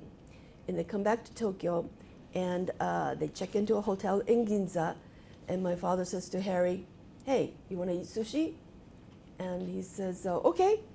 My father says, oh, sushi is raw fish, you know. He says, okay, I'll go. So they go to a place called Shinnosuke Sushi behind the hotel that they were staying in. And a few days later, when they were checking out, my father was getting out the door, and all of a sudden, clack, clack, clack, clack, clack, he hears this noise coming out from behind. And there was Mr. Shinnosuke, the chef, waving a white piece of paper. He says, Kanai-san, you got to pay this. And it was a check for probably around $2,000, and in those standards, that was pretty expensive. Well, anyway, he said, we already paid you. But he says, no, this is from your friend. And my father's saying, what do you mean? What had happened was that Harry had been going to Shinnosuke Sushi every single night before dinner to eat sushi as an appetizer. So my father was furious. But Harry said, no, calm down, Kanai. listen, this is something that we should bring to the United States. It's new. It's intriguing. I found it really intriguing. So, Americans, average Americans will find it intriguing. It's fun, it's fresh. Why don't we take it to the US? My father said, no. Americans don't eat raw fish. And Harry says, well, I'm Jewish. I eat raw fish. People from Europe eat raw fish, Italian, Spanish. I think we could do this. And most of all, Harry said, well, remember, we failed at cookies because people copied, but sushi, it's unique and it cannot be copied. Lately, it has been copied, but at that time, no one can copy. He says, this has a competitive edge. Let's do this. So they come back, and there's a lot of stories in between. But the first sushi bar, my father coined the word sushi bar, went up at Kawafuku Restaurant. It's no longer there. It's where the Doubletree Hotel is in Little Tokyo. And they hired a chef from the Tsukiji area, the fish market area, Chef Saito and Mrs. Saito. They didn't speak a word of Japanese, English. But they came thanks to expats from Toyotas and the Sonys and all the other growing companies landing in Los Angeles. The Japanese expats brought their Americans, said the same thing. You want to eat sushi? It's raw fish. You want to try it on a dare? And that's how it really got started. The second restaurant was Eigiku. The third, Tokyo Kaikan, where the famous California roll was rolled out. And Osho is, many months later, Osho came out. That was the first restaurant that took sushi from Little Tokyo area out to Century City. Right next to the 20th Century Fox. And the famous actor Yul Brynner at lunchtime will bring his entourage of beautiful models and actresses, and we eat sushi every single day. So it got known to the American community at a very high level, meaning it's fashionable, it's cool, it's healthy, and wouldn't you like to be like a model or a superstar? And from then on, all these sushi restaurants started to prop up along Wilshire Boulevard all the way to Santa Monica. And they would call that the sushi roll. Roll. And at that time, there weren't too many barriers for immigration. If you're a sushi chef, immigration, okay. And interestingly enough, in Japan at that time, most sushi chefs would have to apprentice many years before they could even, pick up a knife. So they saw Saito-san and Mrs. Saito come back after a couple of years, come back to Japan and open their own restaurant in the midst of Ginza. They said, I want to do that. And so droves of young chefs came to the United States and made this sushi roll possible down Santa Monica Boulevard. Jumping to 1980s. Right now there's a showing of The Shogun on Hulu, but that's the second rendition. The original one was in 1980.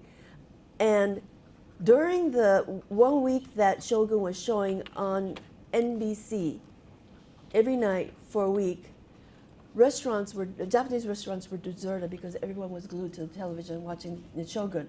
But right when it ended, it just droves and droves of people just came to the Japanese restaurants. And that's the big jump for the sushi business. I'm going to stop at talking about mutual trading then and talk about sushi. Why does it have this sustainable allure? And it's the wonder of the sublime. First of all, the proposition of sushi is that it's delicious. It's kind of addictive if you don't have it. If you're used to eating sushi all the time and during the pandemic, like you can't eat sushi anymore, people get kind of antsy and saying, oh, I have to have my sushi.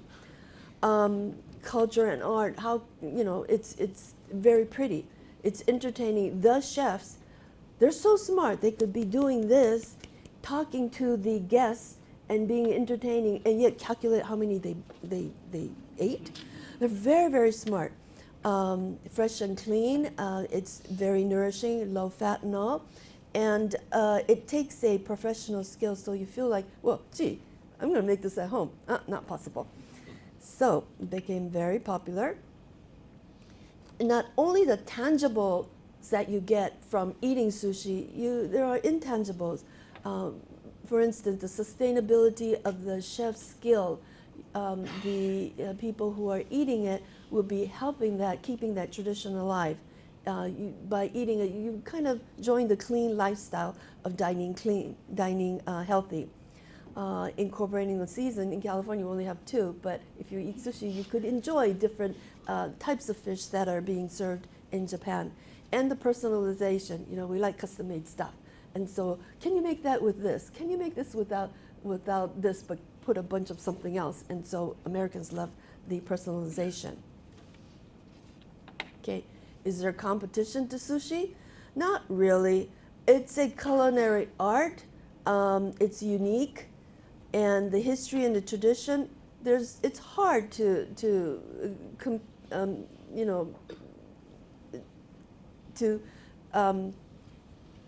argue the history and the tradition and the legacy of sushi. For instance, for the Toyotas and the Sonys, they're going towards technology, doing it faster, cheaper, better, and so forth. For the sushi chefs, they're going the other way and trying to maintain the tradition. Let's not, advance it too much so it gets all weird. Let's really preserve the historical and the traditional sushi history as it has been. So they're in 2 different trajectories. It requires skills, so not every chef of all different culinary practices can become a sushi chef, and there is no substitute. As a consumer, I have choices. I could go to a Chinese restaurant, a Thai restaurant, a French restaurant, but those are choices, but there's no substitute. Yet there are kind of drawbacks or threats. The exchange rates, as far as business is concerned, the exchange rates do a havoc to us as a distributor as well as the restaurant. There are trade embargoes and strikes like the harbor strike that we have to face every 4 or 5 years. The FDA and the government regulations for California, we're the takeout capital of the world, and we have these bento boxes that we take out. However, right now we're getting a backlash from the FDA where we can't use some of the materials that are coating the bento boxes that prevents it from sticking, called PFAS. The pandemic did a bad, it was really damaging to the industry. However, the chefs were really able to pivot, and many of them survived. Global warming is for the materials that affect the fish. The fish can migrate and they can figure it out, although it is threatening to them. But right now, our biggest threat right now is nori, seaweed. There are farms in Japan, China, and Korea. They can't, move the seaweed nori farms to elsewhere very quickly, and the temperature of the water is rising year by year. And so right now, the quality and the amount of nori that's being produced is dwindling. Okay, so what about the success and the popularity of sushi? Well, sushi didn't grow on its own. It was not a standalone success. The wa sentiment, the harmony, the peacefulness is something universal that everyone aspires to have. And so it reflects the wa sentiment of the Japanese culture. And it piggybacks on the success of the Toyotas and the Sonys. Before that would be like the cameras and the watches and the music boxes and the textiles. All those fine exports reflect the Japanese technology, culture, and the hard work that goes with making very dependable and products. And therefore, everything Japanese is nice. Sushi must be good. And so it is a holistic kind of a acceptance by the American people as well as internationally. In fact, look at this. The new hot one, 1967 Toyota Corona, hottest import sedan in America today. tops 90 miles per hour. Whoa, it's so fast. And going on all the way down over 30 miles per gallon. 1967, I Googled this, and they said the gasoline prices were 35 cents per gallon. 5 years before that, it was 30 cents per gallon. So there's a big gap, but the Toyotas did it. So this is from the Hollywood Toyota Motor Company, John. So the identity of sushi, as far as the Japanese Americans are concerned, it was very difficult for the older generation, Niseis, to really, get into sushi, because at the beginning in the 60s and 70s, they said, no, thank you. I don't want anything too close to Japan. Therefore, they were kind of apprehensive. Plus, the population was from the southern part of Japan and not northern, where sushi was more prevalent. However, the younger generation, the Yonseis and Goseis of today, the youngsters, they want an identity. They want to be proud of something that they could say, hey, it's from my background. My grandmother and grandfather ate this, and this is so forth, this is this and that, and know about sushi and be able to be proud of learning about it and sharing it with their friends. So this identity, this food, in any culture is important, and I believe for the Japanese American youths that are growing today, it's not even Japanese Americans, it's all over in Asia, as well as we do a lot of export to Mexico and South America. Europe is kind of hard. In Paris right now, we do a lot of sushi business. However, it's so funny. They're so proud. They'll eat the sushi because there's no substitute, but they won't buy sake, they drink wine. So kind of weird. So ending. Sushi exporting a culinary culture, the sublime capturing the America's wonder in dining and lifestyle, mindset and identity. Thank you for listening.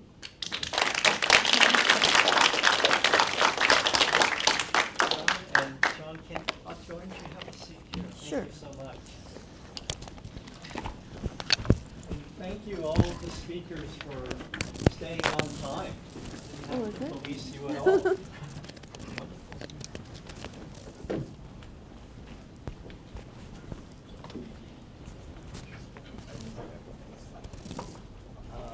anyone need to use the restroom? No. Okay. So I'm going to sit down. Okay. So what we're going to do now for about 20 minutes or so is to have a kind of discussion.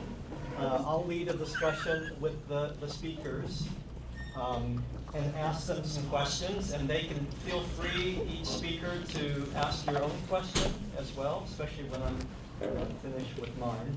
But before we get into our discussion, I want to ask Shawn to maybe have an addendum to his talk in which he can explain why did Akio Morita feel it was necessary to donate so much money to the Japanese American National Museum? What was his connection to Nikkei? So when Morita-san decided that he had to go overseas to make a success story, and he came to America, he was helped by a number of Japanese American leaders, primarily first off in Hawaii, with some families there, and here on the West Coast, and latterly in New York. He found that cohort would really understand what he was trying to do. He understood that they would know his cultural affinity to the way he was running his business, which was different from the way most Americans run it. And it was a thing, it helped him tremendously. The names escape me right now, excuse me, because I'm not young anymore either. But it was a way for Morita-san to make his way into the American experience. Latterly in his career, he was always the champion for hiring local talent. Sony was probably the only Japanese company which would routinely have a European running European subsidiaries, have an American run American subsidiaries, having Latin Americans run subsidiaries in Latin America. Morita-san felt that there was no substitution for local knowledge. And he felt that if he just brought a bunch of Japanese executives over and scattered them across the planet, they could be successful, but it would take longer. They could be successful, but you make more mistakes. And they could be successful, but you wouldn't get a community feeling in your subsidiaries. The subsidiaries wanted to be owners and operators of their own future, and I think Japanese Americans and the Nikkei community helped him achieve that, certainly here in America. Great, thank you. So let me start the first question for everyone on the panel, except for maybe Saori, but I'm going to start with your slide, the first slide you showed of the conflict between the U.S. during the kind of trade wars between U.S. and Japan in the 1980s. Oftentimes when we think about U.S.-Japan relations or the history of the U.S. and Japan, we think about war, we think about conflict, we think about trade disputes, we think about, in my case, immigration, issues around immigration conflict. But you folks, you three panelists, are giving us the other side, in many ways, of U.S.-Japan relations, talking about cultural and business cooperation in many ways. But I'm sure, like in the case with Bruce or your father, who, by the way, a lot of the images that Atsuko showed were from a wonderful LA Times series. What was that, last year it came out, last May or something? Yes. About the history of sushi and how Los Angeles was right at the center of the history of the sushi boom in the U.S. And there were many articles, one about your father, but many others as well, very interesting ones. So please see that. But so whether it's your father, or whether it's Morita-san and others at Sony, Shawn, so we think about the cooperation, we've heard about that, but what about some of the challenges, some of the hardships of bridging U.S.-Japan, whether it's business culture, whether it's consumer culture? We've heard some hints of that, but I wonder if you can elaborate a little bit more about some of the challenges. Go ahead. Okay, I'll start. So, yeah, in my presentation, here's a second-generation Japanese American and Toyota executives. Those Toyota executives represented the elite of Japanese society. They graduated from Tokyo University. They came from companies like Mitsubishi Trading. They worked in the Japanese government in the Ministry of International Trade and Industry. They were involved in policy formation to help move the Japanese economy from post-war nothingness, to completely transforming it into a healthy, vibrant economy. So when those executives came here and met people like my father and other Nisei, there was sort of this leveling of the relationship. Now, there were, of course, other moments where the Japanese coming over, as their companies became more prosperous, would look at the local Japanese and go, we really don't need you anymore. And when it comes to hiring, we're going to hire a white Anglo-Saxon Protestant to position ourselves in America in a different way. But at least in the 50s, 60s, I think coming out of the war, there was a window in which there were some Nisei who really were able to step up, understand that they were in a position where they understood American culture, they understood the pitfalls, they had gone through the war and they were subjected to racism and the hysteria as part of the war. And so they helped the Japanese, the early entry companies, to navigate some of these cultural nuances. And also, I think for my family, we were like first adopters. We were like first customers.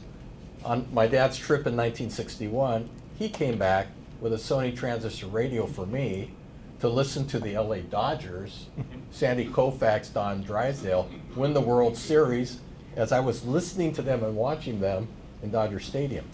So I think we also helped to provide customer feedback to these companies saying, this is good, and this rice cooker is no good. And so I think that really helped, at least in that way, to get a better understanding. Morita-san was a real fan of the United States. When he came out here, he knew this was the place to make it big.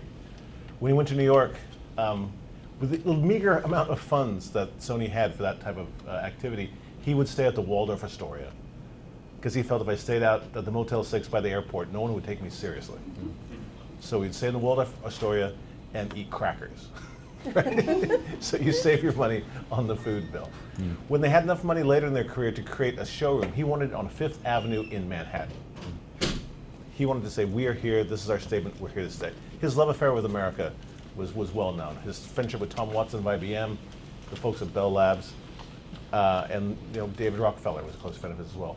Latterly, when U.S.-Japan relationships got sour, Morita-san got a bit cranky, because he hated to see what was happening to his relationship with America, the American-Japan relationship. But at the same time, he felt Americans were kind of the architect of their own demise. He did a lot of speaking around what he talked about the hollowing out of American industry. America was a creator economy, and then it became, in his words, a money game economy. Monozukuri was dead. It was all about how can you move money around. It really got him cranky about all those things. And he wanted to we built Sony factories throughout America. And as the professor showed earlier, a lot of us got vilified for building Japanese factories into America. But that was the thing to do, and it was successful. Later on, when probably the height of the US-Japan trade tension was around the time that Sony bought Columbia Pictures. Even Businessweek magazine, or Newsweek magazine, excuse me, had a picture of the Columbia lady wrapped in a kimono on the front page. Because Mitsubishi had bought Rockefeller Plaza, and someone bought that golf course up north. And in an interview with Businessweek, Bill Gross asked Mr. Morita, what do you say to the charge, Morita-san, that Sony is buying the soul of America? The Japanese are buying the soul of America. And Morita-san's answer was, if you don't want us to buy it, why do you put it on sale? The reporter had no good comeback to that. But it was a good pull line in his Businessweek article. Later on, he got even a bit more cranky, and he created that book with Ishihara Shintaro, No Toyeru Nihon. That was really not helpful. Me having to explain to the New York Times why he did this and those types of things. Sadly, again, as we talked about earlier, his career was cut short, and he didn't see not the solution, but at least the evolution of the US-Japan relationship. But he went from a biggest fan to the biggest disappointed fan during the 80s and 90s. Let me add something there, Shawn. What did you say to the New York Times reporter about that book? I said it was a tie-down conversation between Shintaro and Morita-san, and yeah, it was published, and yeah, I wish he hadn't written it. And would quickly change the subject. That was David Sanger. David Sanger was the New York Times bureau chief in Tokyo at the time. And yeah, that was supremely unhelpful. Right. In the case of food, it's a little bit different. Like I had explained, there's not much competition, but on the business side, I think when my father came permanently to the U.S. in '64, he had this vision that he was going to do business, that he was wanted, or people wanted him to come.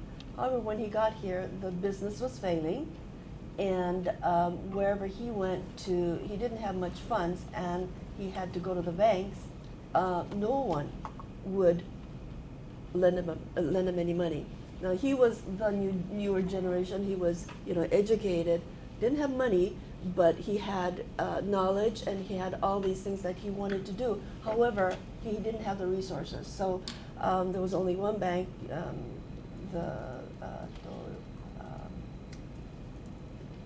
the Bank of Tokyo, that the original Bank of Tokyo, that did lend him some funds. But so he was really ostracized by the Japanese American community at that time. The business is good. The restaurant business was good, but as far as who is this guy coming from Japan and starting to do business, how can I trust him when there was the war and my family's been so damaged by the experiences. So that was one. The other, I think, would be no, and afterwards the Japanese Americans did turn around and start being a fan of, because they saw that it is part of their identity, and they became the biggest supporter of the business. The Japanese expats coming, they were also a big part of that.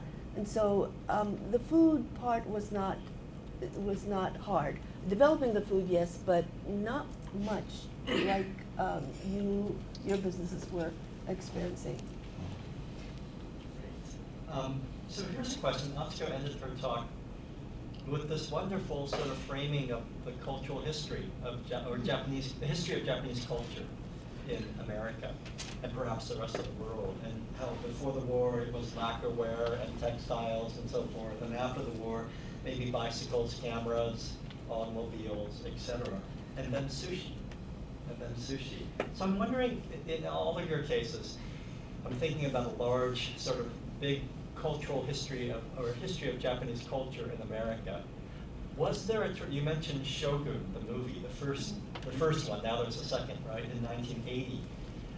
Was there a turning point when your father or Akio Morita felt like, oh, we've made it in the US. Now our products have caught on, we have a secure future, and America is becoming more Japanese in that sense? May I answer that? Yes, please. I don't know what year it was. Okay, sushi restaurants were all over the U.S., but it wasn't really in the American businesses. But there was one year when President Reagan welcomed Prime Minister Nakasone to L.A., Los Angeles. So I don't know what year it is. And they had a huge welcome party at the Century City Plaza. And the hotel people said, okay, sushi. So my father said, oh, we made it. You know, it's going into the American mainstream with presidents and prime ministers. Well, he hired, he made sure that all the restaurateurs were there. They're making sushi all day long and laying it out on platters. And what happened was that the servers saw the sushi and said, oh, what's this? Oh, it's sushi. Let's have a few. And by the time they were finished, half of the sushi were gone. And my father was upset, and yet he said, oh, you know, we made it. It's gone mainstream. Right. Servers Right. are, and Atsuko and I were talking because she's an alum of USC. When Saori and I started around the same year at USC, about 30 years ago. And in 1995, there used to be a sushi bar. Remember, Saori, here on campus? Not in this building, when we had the old building for the student union. And I thought, wow, there's a sushi bar on a college campus. I really chose the right job. Here. I thought that was really cool. But Atsuko doesn't remember it being there, or John, it probably wasn't there when you were in school in the 80s, right? No. So something happened when sushi became so common. It was on college campuses. It was January 2nd, 1985. 1985. Sony Oh, came to thank LA you. to talk with Reagan. John, Thank you very much. when did Bruce think that Toyota actually made it? Oh, so after my mom complained and she finally got a new car, it was a few cars later that she agreed to get a Toyota. And I think when she started driving it and she said, you know what, this is a good car and I like it. And she started talking to the other moms who saw her driving it around Torrance, Gardena, the South Bay. And they were selling. And it was, you know, after the kind of the oil shock and gas prices went up. So it became not just economical, but the designs also began to change and get better. So I think that started probably in the maybe late 60s, early 70s. And that's when I think, using my mom as the example, she did feel like she was getting like the nokorimono, you know, the leftovers. Here's your Toyota. Yeah, the Cadillac. Yeah, and then it was around that time that my dad stopped driving Cadillacs. Then we knew it was the circle had. And did Bruce drive Japanese cars and Toyotas for the rest of his life then? That's when he started making the switch, and so when he bought his first Lexus, then we knew. Yeah, right. Okay. There's a number of moments probably for Sony that Morita-san might have felt they made it. It might have been, we talked about the Fifth Avenue showroom, when he opened that up. I mean, that's like, you make it there, you make it anywhere. It may be the New York Times Magazine where he's embracing Cyndi Lauper, which we all love. Mrs. Morita, not so much. But probably the one concrete point in time when Sony really felt they made it was in September of 1970, when it became the first Japanese company listed on the New York Stock Exchange. And he's there on the NYSE floor, ringing the bell, and Sony becomes the first Japanese to be listed there. Shortly thereafter, one of the ad campaigns, we had a great ad agency in the 70s and 80s for Sony, and they came up with probably the most iconic tagline for the company was just, "It's a Sony." Yeah, that's all you had to say. And all the quality and innovation and technology and goodness could be expressed in just, it's a Sony. We had that tagline for 25 years. I still don't know why we ever changed it. Nothing is as perfect as that. Saori, I want to ask if you have any questions for the panelists. I'm actually wondering about sushi, where You're getting me now hungry there now. are like reverse export from like California rolls and things that get adopted and invented in an American style, now being part of Japanese cuisine. How do you feel about these? Kind of, it's not one directional. I think it's kind of a mutual. Right. So do you see influence of Japanese culture adopted in the U.S. going back to Japan in some ways? It's not only sushi, it's the whole Japanese food. What you see here in the U.S., you might think, oh, Matsuhisa-san, Nobu, as the epitome of traditional Japanese food. It's not. He doesn't make traditional Japanese food. His discipline is based on Japanese food. However, in order to make it successful in the U.S., he's had to change it. He used American techniques and ingredients. It's more like California style, and that's happening not only in Japanese food but French food. You can't find too many traditional French food anymore because no one will eat all those heavy sauces and so forth. So it's all changing, and Japan is changing too, where the traditional sushi does exist, but they have to change in order to keep their consumers happy in Japan as well. So it's a whole culinary transition from, we're all conscious about health, so becoming lighter, being fresher, smaller portions instead of one big meal and so forth. So it's the industry, I think, and having, and also the chefs. Chefs are breaking rules, meaning advancing.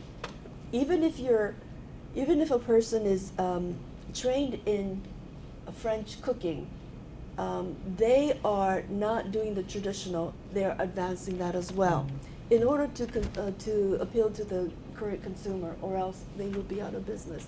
So yes, they are. Thank you.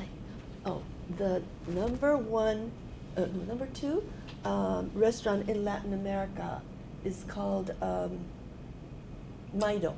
He's in Lima, Peru, and he is number 2 in Latin America, and he is a very creative Japanese cuisine, as well as infusing Peruvian foods as well. So he's a person to watch. Now's the time for you folks, for the audience, to raise questions. Gotta go. Gotta go. Please. Okay. Hi. Well, first question is for Shawn. 2 questions, actually. From your observation, what was the relationship between Akio Morita and Steve Jobs? And second question, who is today's Akio Morita? The second question, I'll let Sone-san address this. Steve Jobs is famously known to have had a desire to be like Sony. When he was building Apple back in the day, he looked at Sony, particularly around design, because Steve was crazy about physical design, about simplicity, about the user experience before he even used the term UX, about user interface before he used the term UI. He saw a lot of that in Sony, is what he liked. There wasn't a real connection between the two people privately. I think they met maybe 2 or 3 times, if that.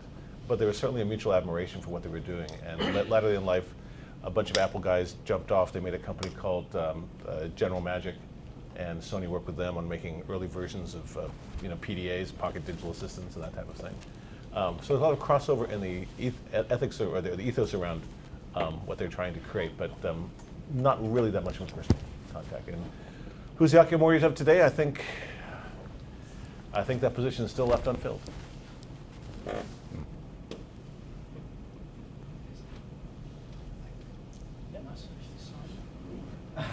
SoftBank.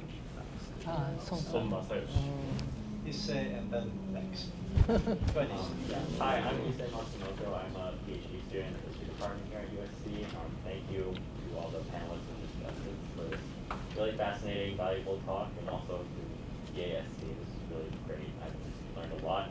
I was wondering if you could comment a little bit about what, like, grounded in your sort of vantage point in your field and industry, what kind of gave Japan such a competitive edge during the 70s and 80s? Because, and this is kind of a big question that a lot of people have grappled with. You know, some people point to technology, to industrial policy, to bureaucracy, geopolitics, et cetera, and other people point to, you know, American ineptitude essentially as well. And I was just curious, like, because you're all kind of at this vantage point of seeing, both being, you know, in the United States and seeing what's happening in the United States with rapid inflation, unemployment, et cetera, but also seeing how Japan is having this incredible boom. I was wondering if you could just talk a little bit about,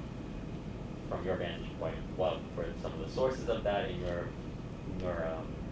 professional field, and what are some lessons for both Americans and Japanese today from that period, the 70s, 80s?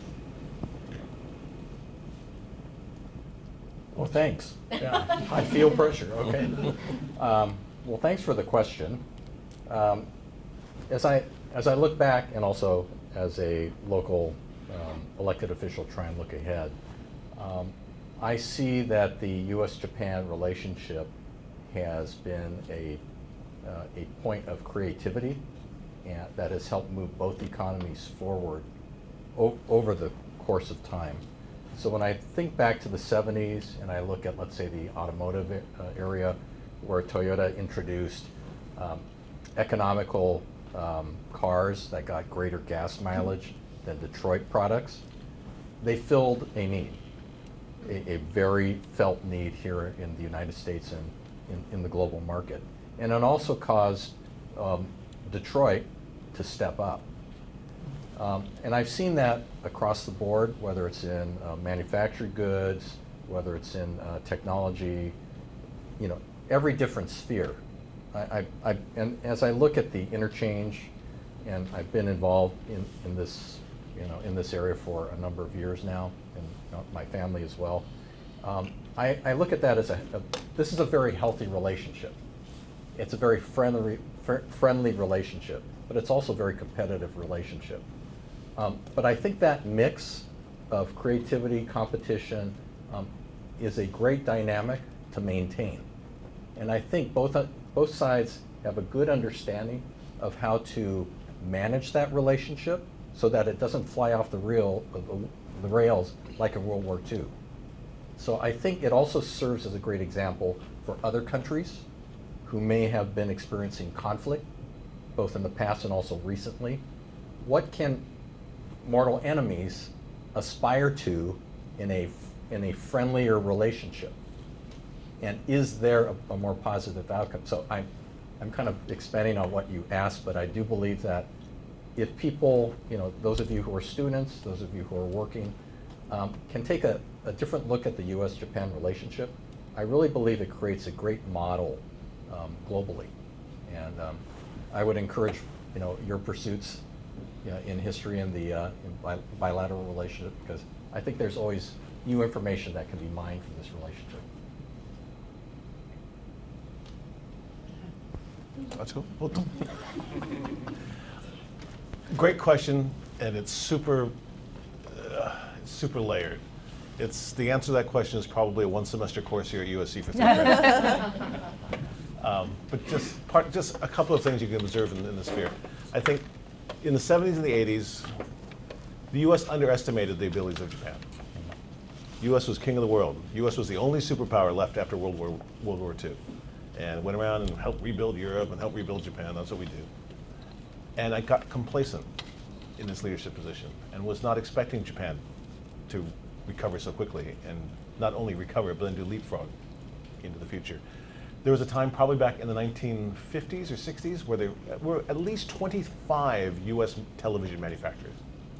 25 different TVs you could buy, made in America. And by the time Sony came on the scene, and certainly the 70s, 80s, it was Zenith and maybe RCA was left. They'd all moved on to other places. They found those kinds of electronics were commodities. There was no great margin to be made. You were just going to go to the lowest common denominator and moved on and let them import them from overseas. Sony rode that wave and came in and said, not only can we get you better pricing, we'll get you a better product. And how is that done in Japan? I think the cohesive nature of Japanese society really helps people to work together. People cooperate a lot more than they fight. That has good sides and bad sides, because sometimes you need a good argument. And in my experience in corporate, arguments were to be avoided, and everyone's supposed to be really nice about things. But that cohesiveness, that desire to come back, it's always great to be the challenger.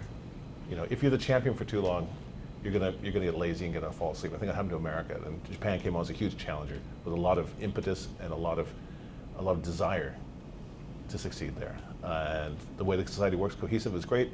I think those same things turned around to be a boat anchor in the 90s when the economy turned a little bit south. Companies found themselves with way more employees than they could handle, and what are we going to do with this? The move towards consensus kind of moves away from accountability, which if everything's going great, that's fine because we're all winning. But if everything starts going bad, no one wants to say, I have the loser finger. So it swings and roundabouts. And again, there's a whole semester's worth of topics to cover in this category. But more than anything else, I think the US underestimated Japan, and they got their wake-up call. Hi.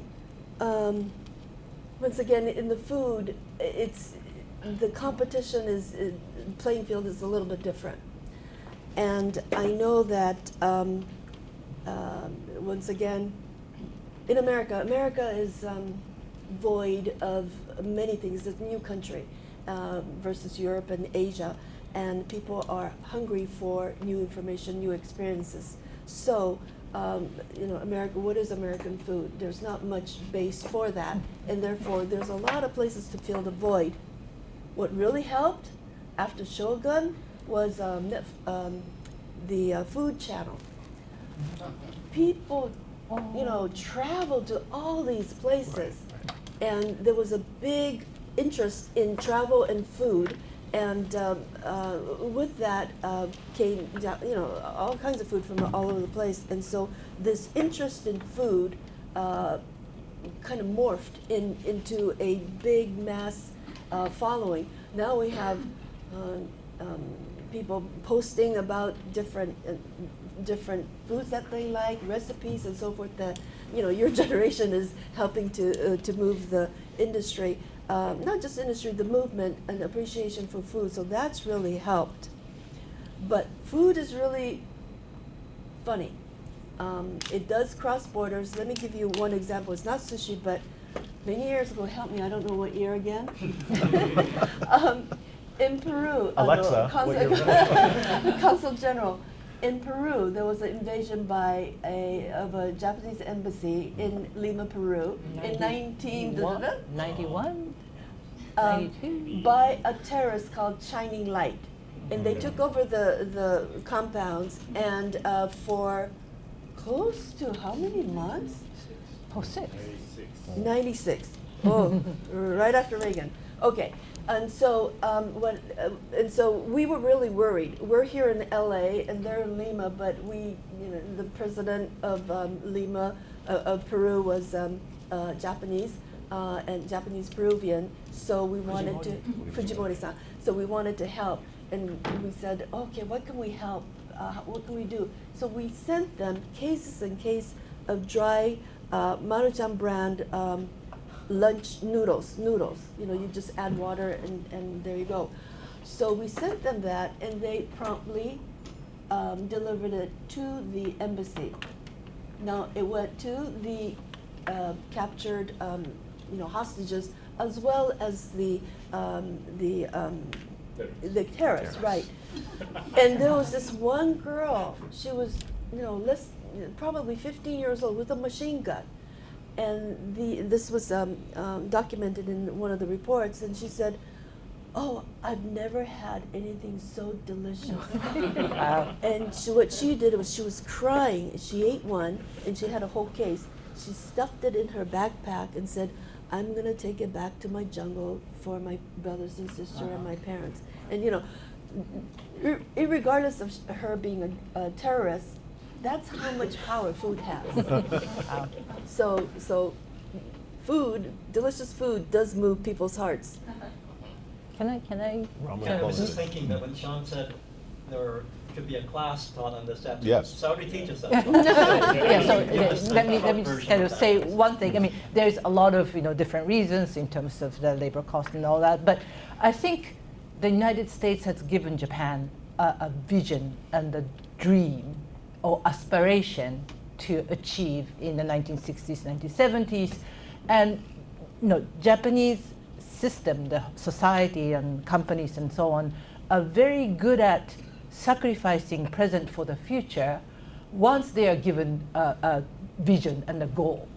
They are very good at how to get things done when the goal is clear. And that was the foundation of these efforts. People worked 16 hours a day, pretty much 7 days a week to get there.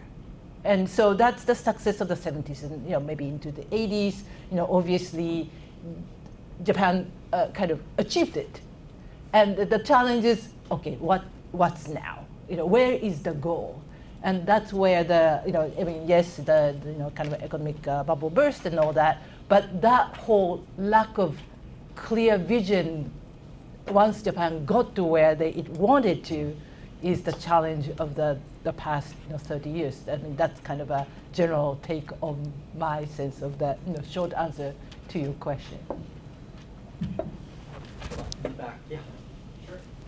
Yes, and so echoing Nisei, I just would also like to say thank you all for your time, and I also learned a lot. My first question is for Mr. John Kaji, and I ask this as a fellow Torrance native.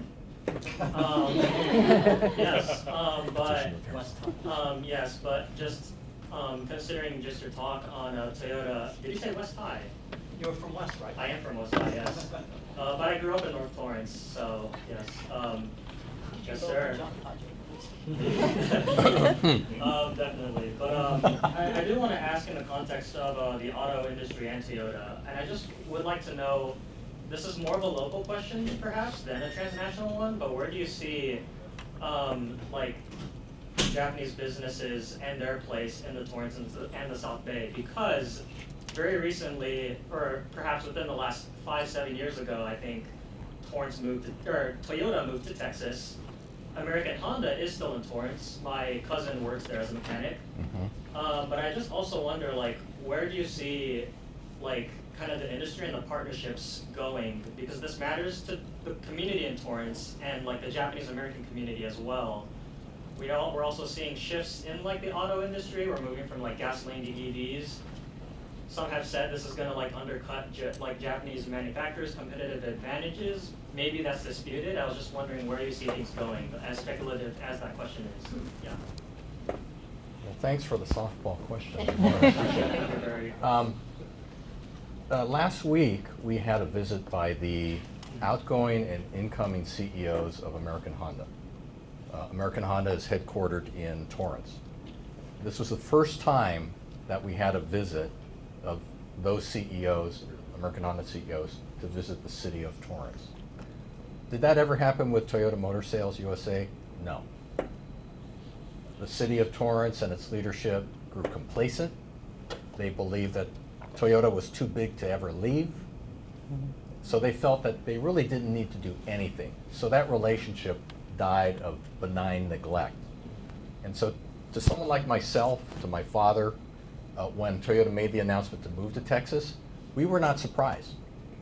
In fact, we had warned the city for many, many years, you must go to visit Toyota headquarters. You must pay your respects.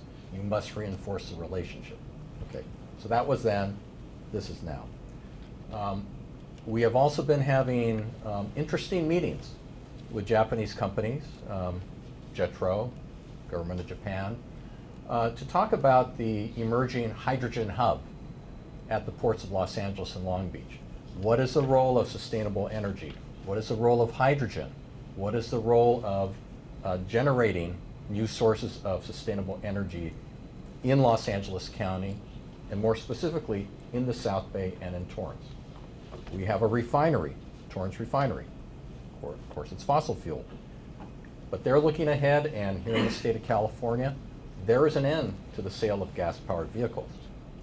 So a transition will have to occur at the 700 acres controlled by Torrance Refinery. Is there room to add to their energy menu of products? Does that create an opportunity for those companies, including Japan, to move in to help fill the gap and to help the ports of LA and Long Beach transition from diesel power to clean power, electric, hydrogen fuel cell? Does this create new opportunities for employment? Does this create opportunities for hydrogen-powered energy generation that can support, say, for example, AI data centers here in Los Angeles County and others? And once again, looking back at the US-Japan relationship, do we have partners in Japan who already know about Torrance? And I'll say this, having served in Tokyo, the name of Torrance, I mean, people know Hollywood, but from the manufacturing business side, they know Torrance.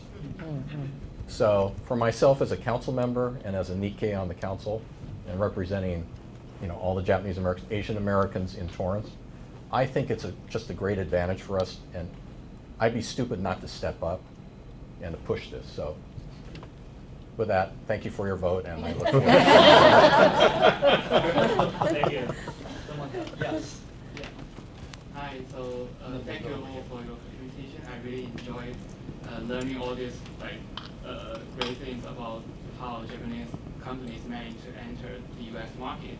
And I have one question for Mr. John Kaji. Oh, gee. And the other one for Mr. Shawn Layden. So for the first question, I have a Toyota Corolla in my garage, and I definitely will view her in a different eyes after listening to your talk today. And I bought it because I thought that car was like the most car-ish car.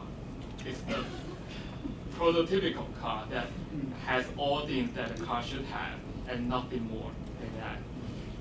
And in that sense, I wonder, since you are talking about the struggles of Japanese companies, automobile companies in the US, I wonder, what about other Japanese companies such as Honda and also about Nisei? Did they experience the same struggle in the US when they're trying to embark on the US market? Or did they have a different story to tell? And also, were those companies competing with each other to obtain a higher market share? Or did they try to support each other to elevate the status of Japanese company in the US? Okay, so that's a question for you, Mr. Kaji. Okay. And for Mr. Layden. My question is why do you think there is such a high customer loyalty for Sony products?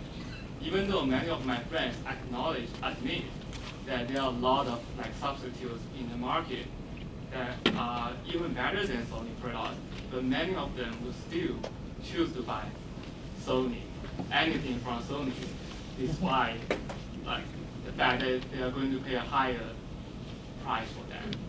And do you have any hypothesis for this? Thank you. Thank you. Okay. He said you're first. Yeah. Okay. So there was a time when Toyota, Nissan, and Honda were all headquartered in the South Bay, Carson, Gardena, Torrance. And so the competition, 60s, 70s, 80s, between those three as well as with the Detroit firms, was fierce and ongoing. Eventually, Nissan moved to Ohio and Toyota to Texas. But I think for those of us in Torrance who saw all three, and they employed many people in the region, many people from the Japanese, Asian American community, and larger community, there was a lot of happy hours where guys from all the different firms would get together, start drinking, start exchanging ideas. Some may not, maybe they shouldn't have exchanged ideas, but I think that, so, once again, it's a Collusion. 70s, 80s, yeah. But it was a really exciting time because those ideas that were exchanged found their way back to their headquarters in Japan. And so these were constantly bouncing back and forth. I still see that present. But it's not so much centered on automotive now. I think we now see other industry groups coming into this, LA County, coming into the South Bay. As I mentioned, hydrogen, that's one area. But I really, and as Atsuko mentioned, and she talks about food and sushi and sake and shochu and all those things. I think that mixing of everything together, I mean, going out at night and doing this, and you're talking to all your friends, it really does. I mean, I don't know, whether I'm here or in Tokyo or anywhere, that really helps to move things forward. So I'm sorry to give you that kind of fuzzy response, but. He is a politician after all. Yes. Okay, Shawn. Okay. Your question is around the concept of brand loyalty. Yeah. And, Sony did a lot of work in that. And I think it comes down to really just a handful of core principles. First and foremost is quality.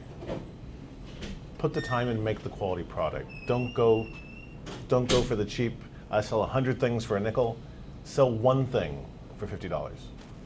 That's kind of the way I have to look at it. And because through that brand loyalty, a lot of it is based on the quality. If the quality is good, then you have positive reinforcement.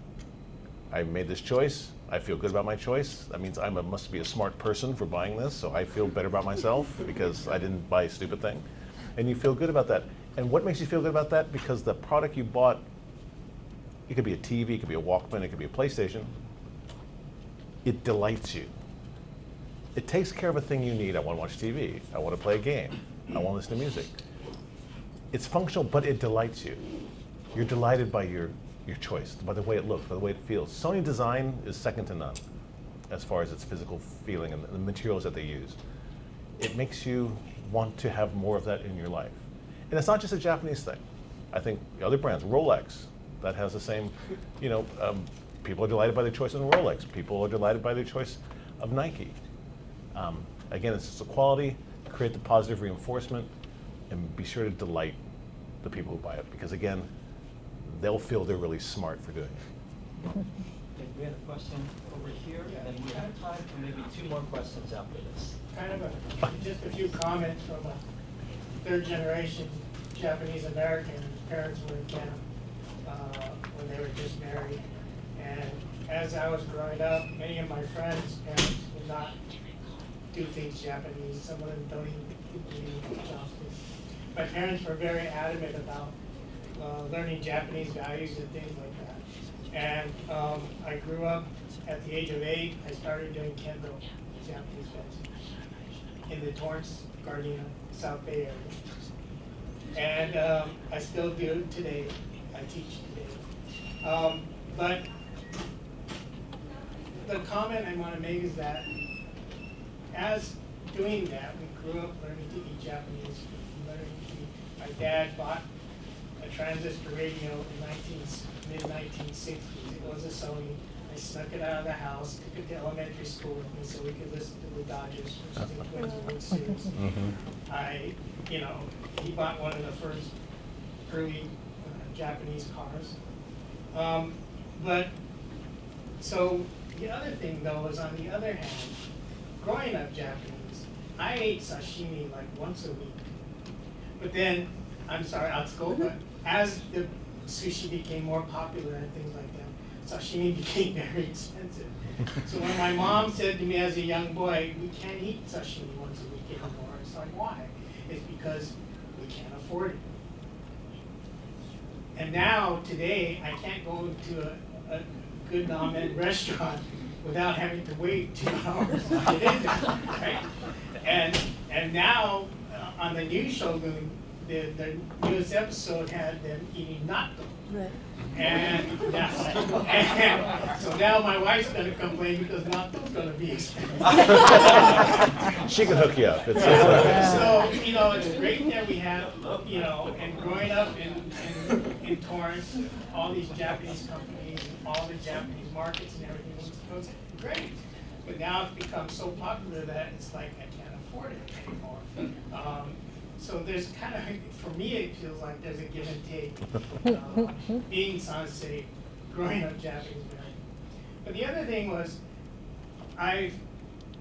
doing Kendo and trying to help it grow within the United States. I was a Southern California Kendo Federation president. I was a vice president of the All United States Kendo Federation. And when we went to the large Japanese companies to get nonprofit, because we're nonprofit, donations, we were basically told that what you're doing is too Japanese. And so, you know, it's difficult for us to support you because the Toyotas or whatever want to be known as an American company. So it's a little bit frustrating at the same time. So that's just a comment. I don't know if you want to make any comments on that. I don't like natto, so I'm not driving up your prices. I'm not driving your prices up, dude. Not me.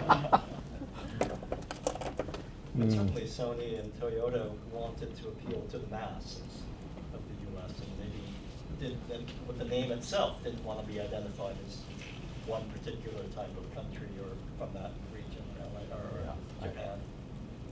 I think you point out a point of conflict. We have many large Japanese companies here, but when it comes to their connecting with the local community, it's not always there. I see it, and I've experienced that. So I think our community needs to do a better job of communicating why that's important, why it's significant. There are historical reasons for maintaining that relationship, and going forward, there may be times where their companies or their products may be subject to conflict, and they need friends. So how do you manage that conflict if you don't have local friends on the ground to stand up for you? So I think it requires face-to-face contact with those executives and making that pitch. Going out of okay. You got it, yeah. Okay, maybe the last question, please. Yeah, I guess. So maybe Dr. Katada, if you could kind of tee it up. So when you showed the graph where Japan is now the U.S.'s largest foreign direct investor, it's quite different from 7 years ago, like when John was talking about when Toyota was first coming in. Mm-hmm. So on the one hand, kind of acknowledging how Japan's economic and business situation is very different, today. And I guess the other is looking at the Japanese American community where, like the Nisei generation had a very particular, perfectly bicultural value proposition, I would say, to Japanese businesses. And, the Japanese businesses were at that point of trying to break in.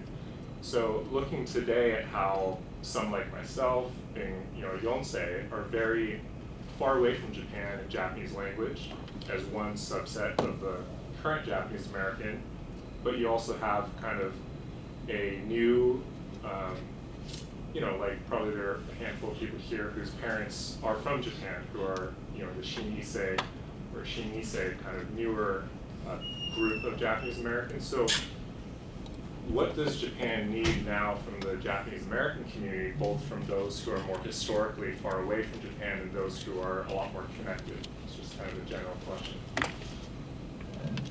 Should I?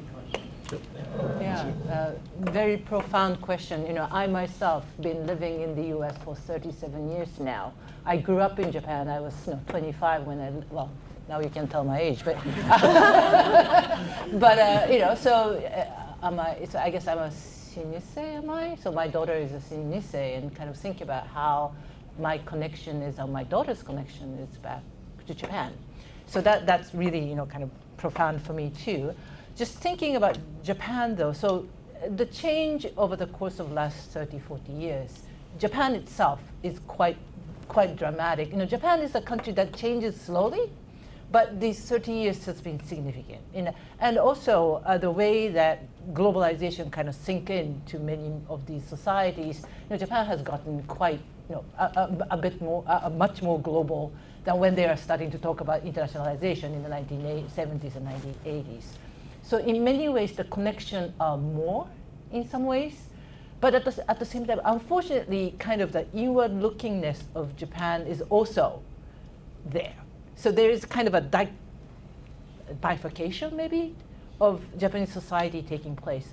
And, you know, kind of people from outside going back to Japan, or the connection that Japanese Americans or whoever's, you know, grew up around the world, but connected to Japan in some ways, would be a very important component or important element in kind of putting these bifurcated Japan back together, or it's a kind of a bridge that you can build.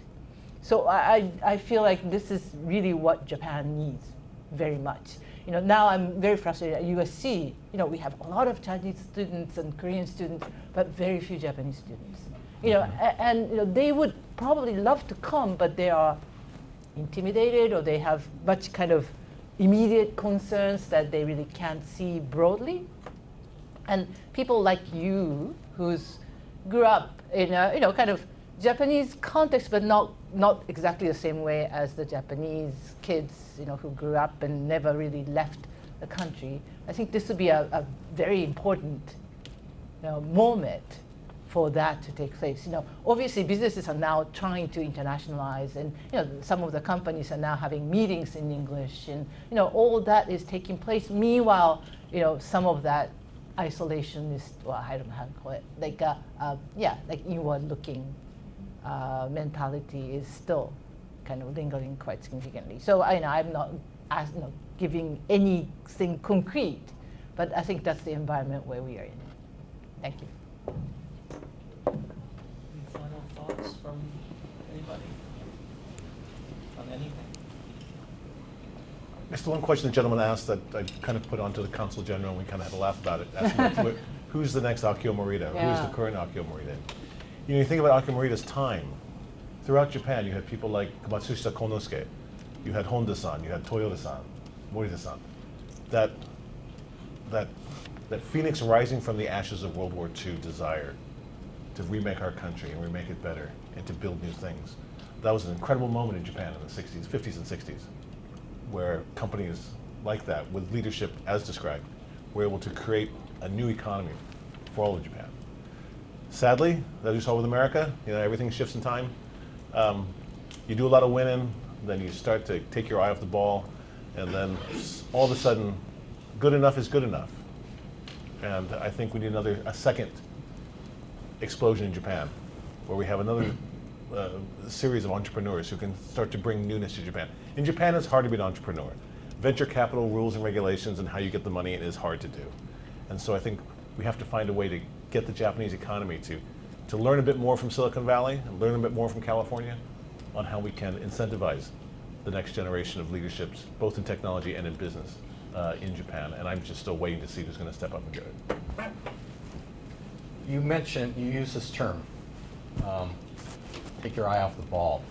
At this moment, I would say the most globally recognized Japanese individual is a certain baseball player on his way back to Los Angeles.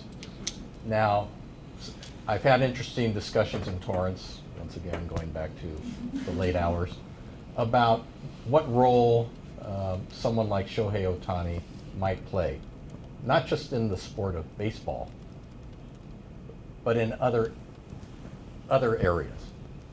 What exactly that means right now, I'm not sure, but we're beginning to talk, have these discussions about beyond his 10 years with the Dodgers, what might be next, what will be created as a result of his experience here with the Dodgers and in Major League Baseball.